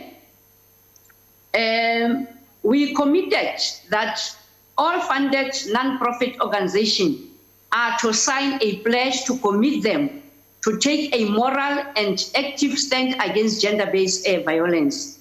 The performance indicator is that we want to change the mindset with regard to gender-based violence within the province. This is a new initiative which will be implemented during 2020-2021 financial year, as we'll be renewing the contracts of NPOs for the new term. Chair, we committed to open a substance abuse treatment center in Botshabelo to improve capacity to deal with substance abuse within province, because it is contributing to more violence against women and children. Chair, I can report that the building has been completed. It's just the final touches that they are dealing with. Posts are already advertised. It will be open in October month. And yes, the delay was made by COVID for us to, it should have been opened by May. On adequate provision of safe houses and Tutuzela care centers for victims of violence. As you conclude, Chair, MEC, as you conclude. As I conclude, Chair, the Tutuzela centers, we note the challenges that we are having there, as reported by the Office of the Gender Commissioner. But 6 shelters for victims of crime and violence were improved. We appreciate that work. Chair, let me skip this. Let me go to the most important one, please, if you can allow me to. Only a minute, please. Chair, I want to go on the most important one, advancing inclusive growth. Acting Premier, the time is up. For women. Thank you, Acting Premier. Amen. I wish I had the mercy like the Eastern Cape. Thank you, Chair. Thank you very much. Thank you very much, Acting Premier. Chairperson, we now can I just correct the Acting Premier? Province. Chairperson, can I just correct the Acting Premier? Everybody has 10 minutes. Honorable Member, let me acknowledge the Chairperson of the NCOP, the Deputy Speaker of the Parliament, and let me acknowledge all the members that are with us today. As Gauteng and all protocols observed, as Gauteng, we are presenting to yourselves the report as has been requested from us, so that then we share our experiences and the work that we're doing in making sure that we respond to the challenges of gender-based violence. Gender-based violence is a violence that is directed at an individual based on his or her biological sex or gender identity. It includes physical, sexual, verbal, emotional, and psychological abuse, threats, coercion, and economic and educational deprivation, whether occurring in public or private life. During lockdown, we noticed that the lockdown adversely affected our lives and environment, and especially when it comes to gender-based violence and safety of women and children. Home may not be a safe place for many women and children, as social distancing measures raise the risk of being trapped in an abusive relationship. The fear is that women and children are trapped inside with their abusers and unable to leave or escape or reach out for help. During this time, we noticed trends whereby Gauteng became one of those top 30 stations. We have top 30 stations that actually contributed nationally to challenges of gender-based violence. Even the crime stats of 2019-2020, they do reflect that Gauteng will remain very high because of the numbers of rape, of sexual assaults, of attempted sexual assaults, of contact sexual assault, which totals 10,810 out of all those offenses that were committed. And as the Gauteng provincial government, we then set up a plan to respond to this. And we had officially launched it on the 8th of March during International Day. The plan is based on 5 pillars. The first one being prevention of gender-based violence. Second one being on strengthening the criminal justice system. Third one being the enhance the legal and policy framework. The fourth one, providing adequate care, support, and healing for victims of violence. The fifth one being to introduce measures to improve the economic power of women in Gauteng. And the objectives of the plan, Madam House Chair, is to invest in evidence-based prevention, to reduce gender-based violence incidences, improve response in respect to gender-based violence for victims and survivors, provide education and training on gender-based violence support for strengthening social civil society capacity, and also encourage people not to be passive bystanders, but attentive in an effort to unlearn violence. Ensure that the criminal justice system works and is held accountable when it fails. Ensure institutional accountability and political championing. Set up responsive funding to address the structural challenges. To date in Gauteng, we have worked on that such that all the departments, they have even budgeted for these 5 pillars. Each and every department does contribute in ensuring that we implement all these programs. And the Premier has dedicated a MEC to be a political champion. That way it becomes easy to make sure that we also monitor that everything is being done. We also have established provincial structures in ensuring that, and partnered with NGOs in ensuring that all this work is actually done. Mass mobilization, we are currently doing it, and we are training and deploying to activists, what we'll call ambassadors, all municipalities and to all our police stations, in ensuring that they are the first ones to pick up any woman who might be abused and be able to challenge them, to channel them to the various structures that must be able to help them.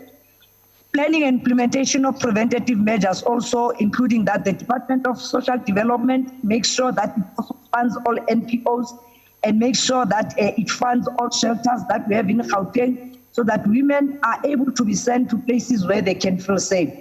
Most of all our victim empowerment centers in the 142 police stations, we make sure that they are properly equipped, they have rape kits, they have everything that a woman will need, including counseling.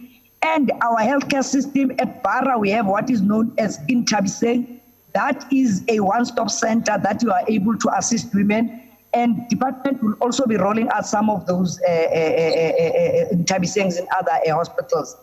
And door-to-door campaigns also will be done by these ambassadors, because we believe some of the women might be at home, others are withdrawing cases, others don't know where to go when they seek help. So they will be doing most of that work, Madam Chair. And police will be assisted to be trained so that then police are able also to respond accordingly when a person comes to present herself at that institution to also be assisted. We're also addressing all the problems that time and again we pick up where communities will complain that police are not assisting them. And currently all minister, I'm sure also we've had, he had indicated that all police stations, the victim empowerment centers must actually be manned by women. In advancing inclusive growth for women, we are putting together measures to improve the economic power of women across all districts in the province, such that financial independence for them is one thing that they will realize and be able to have opportunities and not depend on their abusers.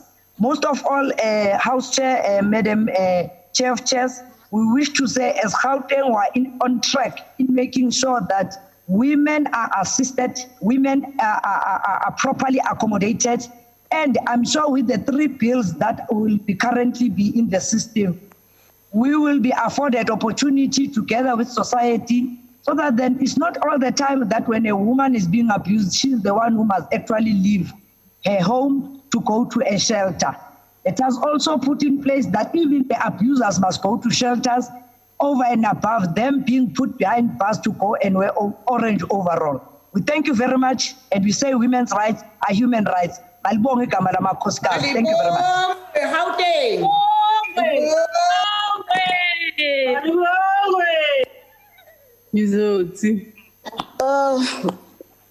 Thank you very much. Thank you very much, Gauteng. And I do believe that you didn't even end. Now we are going to KwaZulu-Natal, where the Premier of KwaZulu-Natal, Honorable Zikalala, is going to address us. Over to you, Premier of KwaZulu-Natal. Thanks.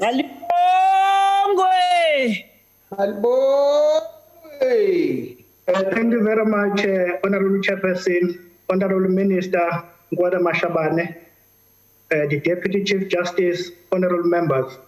Good afternoon. I am representing the Premier of the province of KwaZulu-Natal, Honorable Sishe Zikalala, to present this report to this Women's Parliament. Honorable Chairperson, we are honored as the province of KwaZulu-Natal to participate in the 2020 Women's Parliament, which is held under the theme, I quote, Generation Equality, Advancing Our Collective Efforts to End Gender-Based Violence and Femicide, close quote. The theme is in line with our Goal 5 of the United Nations Sustainable Development Goals, SDGs, which calls on the world to achieve by 2030 gender equality and empowerment of all women and girls. Our hard-won freedom remains incomplete without full socio-economic emancipation of the women of our country, South Africa. It is not an act of benevolence or charity to advance gender equality, as women have always been at the forefront of the struggle for freedom and democracy. It was the women of South Africa who said in the Women's Charter in 1954, I quote, as wives and mothers, it fell upon them to make small wages stretch a long way. It is them who felt the cries of our children when they were hungry and sick. It was their lot to keep and care for the homes that were too small, broken, and too dirty to be kept clean. They knew the burden of looking after children and land when their husbands were away in the mines, on the farms, and in the towns, earning our daily bread, close quote. Honorable Chairperson, the theme also recognizes the need for us to act now and collectively to end the shame and the scourge of violence perpetrated against women by men of our country. As we gather, honorable members, our homes, our streets, places of work, and even places of worship remain unsafe for our women and our girls for our country.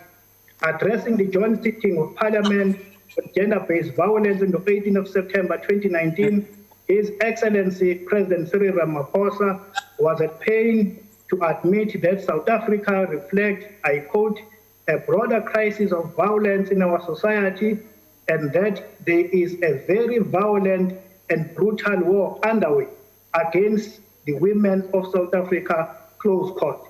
Chairperson, the President presented a draft national strategic plan to combat gender-based violence, which is anchored on 1 up to 5, which is prevention of gender-based violence, strengthening the criminal justice system, enhancing the legal and policy framework, care and support healing for victims of violence, improving the economic power of women in our country, South Africa. Following the announcement by the President on the emergency action plan to arrest the scourge of gender-based violence, I presented the provincial action plan to the KwaZulu-Natal legislature on the 25th of September 2019. As you are aware, honorable members, the National Strategic Plan for Gender-Based Violence, led by the Presidency, was finalized on the 5th of May 2020, and it is informing development of our provincial implementation plan. I wish to use this opportunity to report to this August House on the level of gender-based violence in the province of KwaZulu-Natal and the progress we are making to strengthen our response. The current situation in the province of KwaZulu-Natal on gender-based violence. Gender-based violence and femicide is a widespread problem in our province, and it is entrenched in institutions, cultures, and traditions. It occurs as a result of normative role, expectations, and unequal power relations between genders in our society. The level of crime decreased during the lockdown as depicted by the table below. This included the number of sexual offences reported in police stations between April to June 2019. The reported sexual offences cases were 1,896 compared to 769 in April to June 2020 in the same period, indicating a 60% decline. Chairperson, let me now deal with the hotspots in KwaZulu-Natal insofar as gender-based violence is concerned. The 2019-2020 South African Police Service crime statistics reveal the following 10 sub-centers in terms of sexual offences cases as follows. The top 10 hotspots in KwaZulu-Natal in terms of gender-based violence is number one is Inanda area, eThekwini Metro, 2 Umlazi, eThekwini, 3 Pesifle Mkungundo, Pietermaritzburg, 4 Empangeni King Cetshwayo, 5 Osizweni Amajuba Newcastle, 6 KwaDukuza Ilembe Stenga, 7 Uphongolo Zululand, 8 Eshowe King Cetshwayo, 9 KwaMashu eThekwini, and number 10 is Esikhaleni King Cetshwayo in Esikhaweni. These statistics, Honorable Chairperson, indicate that informal settlements in the eThekwini Metro and mostly urban municipalities are the most affected, except for Uphongolo area, Osizweni, and Eshowe, which are smaller towns. Gender-based violence, 6 pillars. One is accountability, coordination, leadership, prevention and rebuilding social cohesion, justice, safety, protection, response, care, support and healing, economic power, research and information management. Let me now deal with pillar 1. This pillar sets out to ensure accountability at the highest political level and across all levels of society through collective leadership that is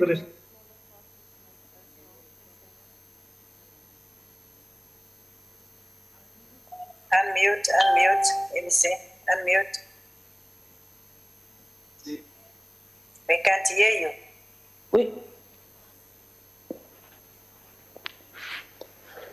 Acting Premier, we can't hear you.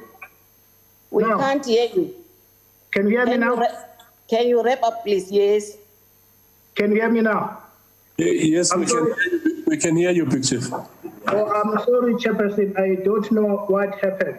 My sincere apology. I was saying that this pillar actually sets out to ensure accountability at highest level, at political level, and across levels of society through collective leadership that is responsive to gender-based violence.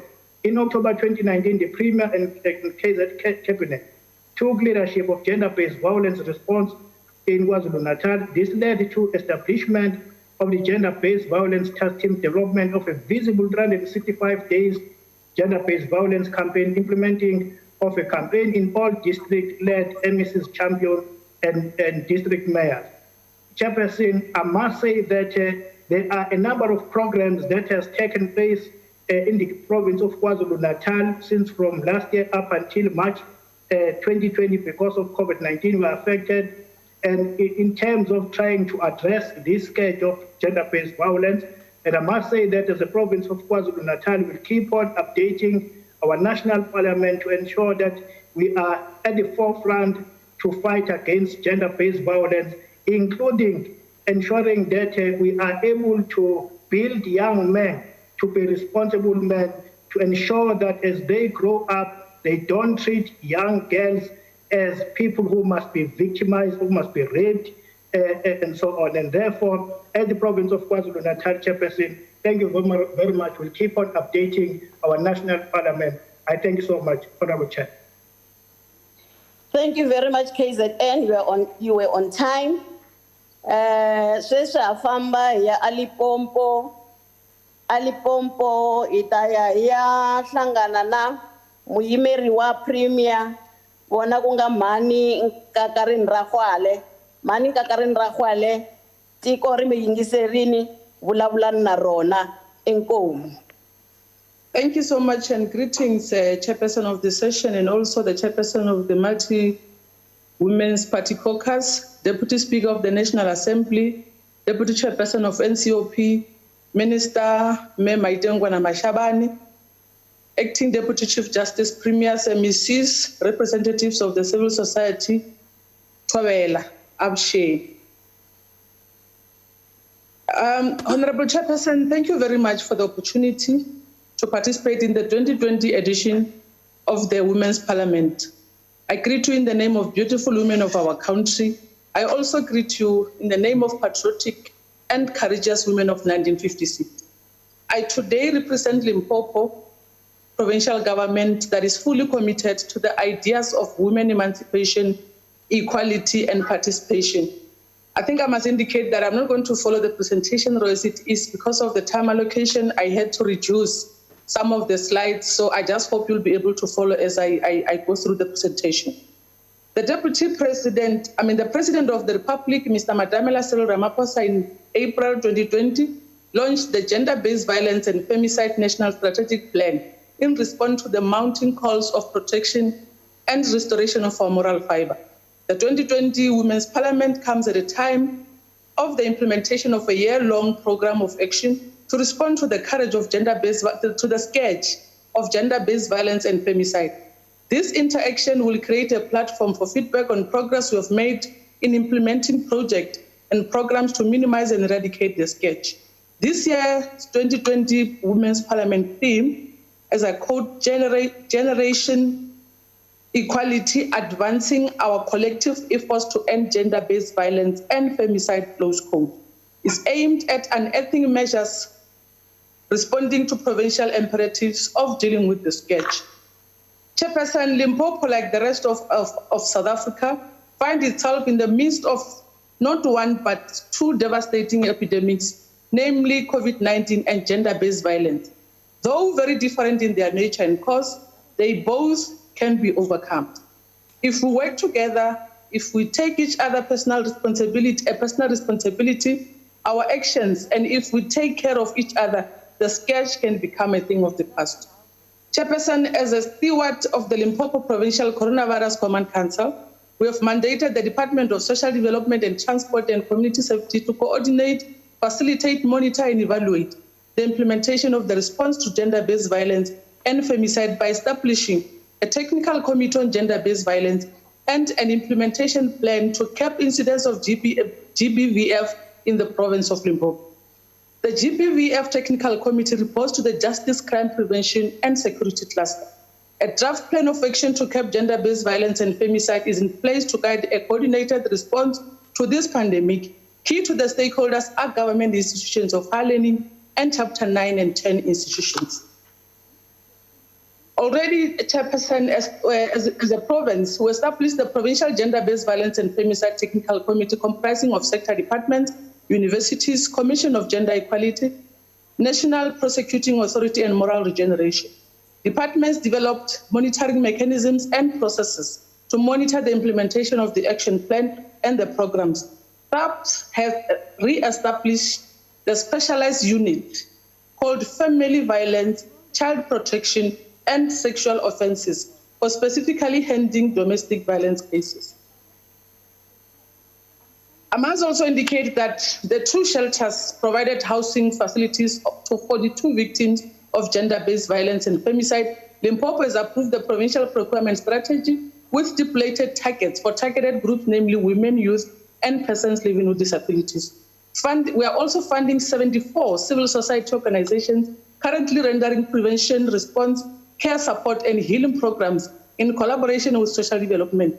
The amount of 76.2 million is being provided to resource victim empowerment centers in the province enabling social development to render adequate prevent, response, care and support programs. I must also give a brief in terms of food parcel distribution per region, but because you have a presentation, I'm not going to dwell much on it, but safe to say, we received 152,856 applications, those which were assessed, but only to find that 116,554 total of people are the only ones that are qualifying, which the whole packages of food parcels amounted to 7 million. Chairperson, talking of crime statistics from 2015 to 2018, I'm not going to dwell much on them, and I'm sure you're able to go through the presentation. I'm trying to save much allocated time so that I'm able to finish what I've prepared. So the levels and types of cases, Chairperson, I must indicate that we have emotional abuse, physical abuse, deliberate neglect and sexual abuse. There is a total there as indicated on the presentation. Also, Chairperson, during the COVID-19 pandemic throughout the alert level 5 to 2 of the lockdown period between April and July 2020, the province recorded 480 cases of gender-based violence and femicide. Some of the contributing factors of the sudden surge of cases being the reopening of the sale and consumption of alcohol. 32,020 psychosocial support services were rendered during the period of the lockdown. Cases include families and individuals affected and infected with COVID-19. The Protection and Safety and Justice Initiative, the Gender-Based Violence and Femicide Technical Committee successfully facilitated the following structures. 1, the Justice and Crime Prevention and Security Cluster has conducted awareness campaigns in all 5 districts of the province, educating community members and community safety and policing structures on the rise of the victim and the functioning of criminal justice processes.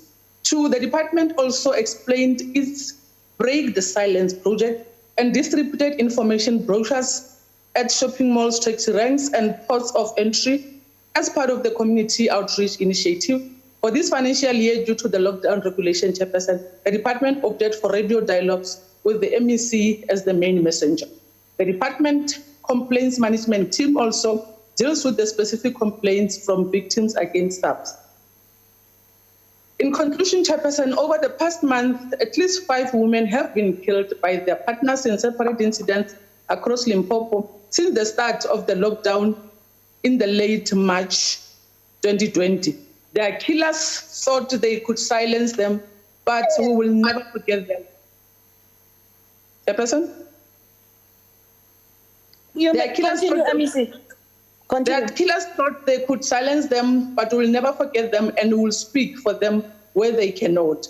At this national pandemic, Chairperson, we will and must speak of victims such as our precious Ramabulana that was on all over the news in the country, Bahangwele Mukwebo, Dr.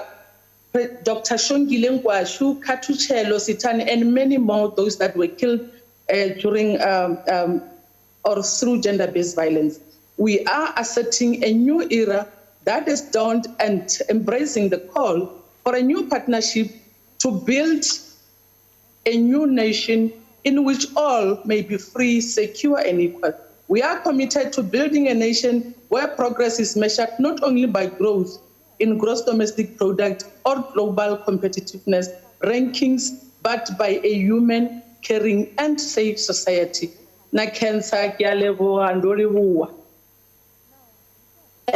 Makazi Roribuwa, I ndo wabona babo kugidimesa ngamanda. Thank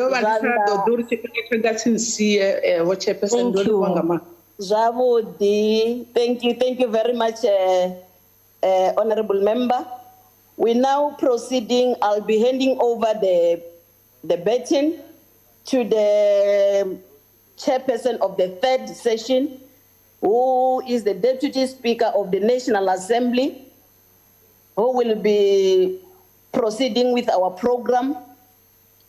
Honorable S.L. Soneli. Honorable Soneli, over to you. Honorable Rankulu, can you continue with the program? The Deputy Speaker is not available immediately. Please continue. Okay. No, thank you very much, Deputy Chairperson of the. Thank you very much, Deputy Chairperson of the NCOP. Continuing now, we'll call upon the province of Mpumalanga, where Honorable B.T. Shongwe will be representing the province, the MEC for Social Development, Mpumalanga. Over to you, Mpumalanga. Thank you, Chairperson of the session.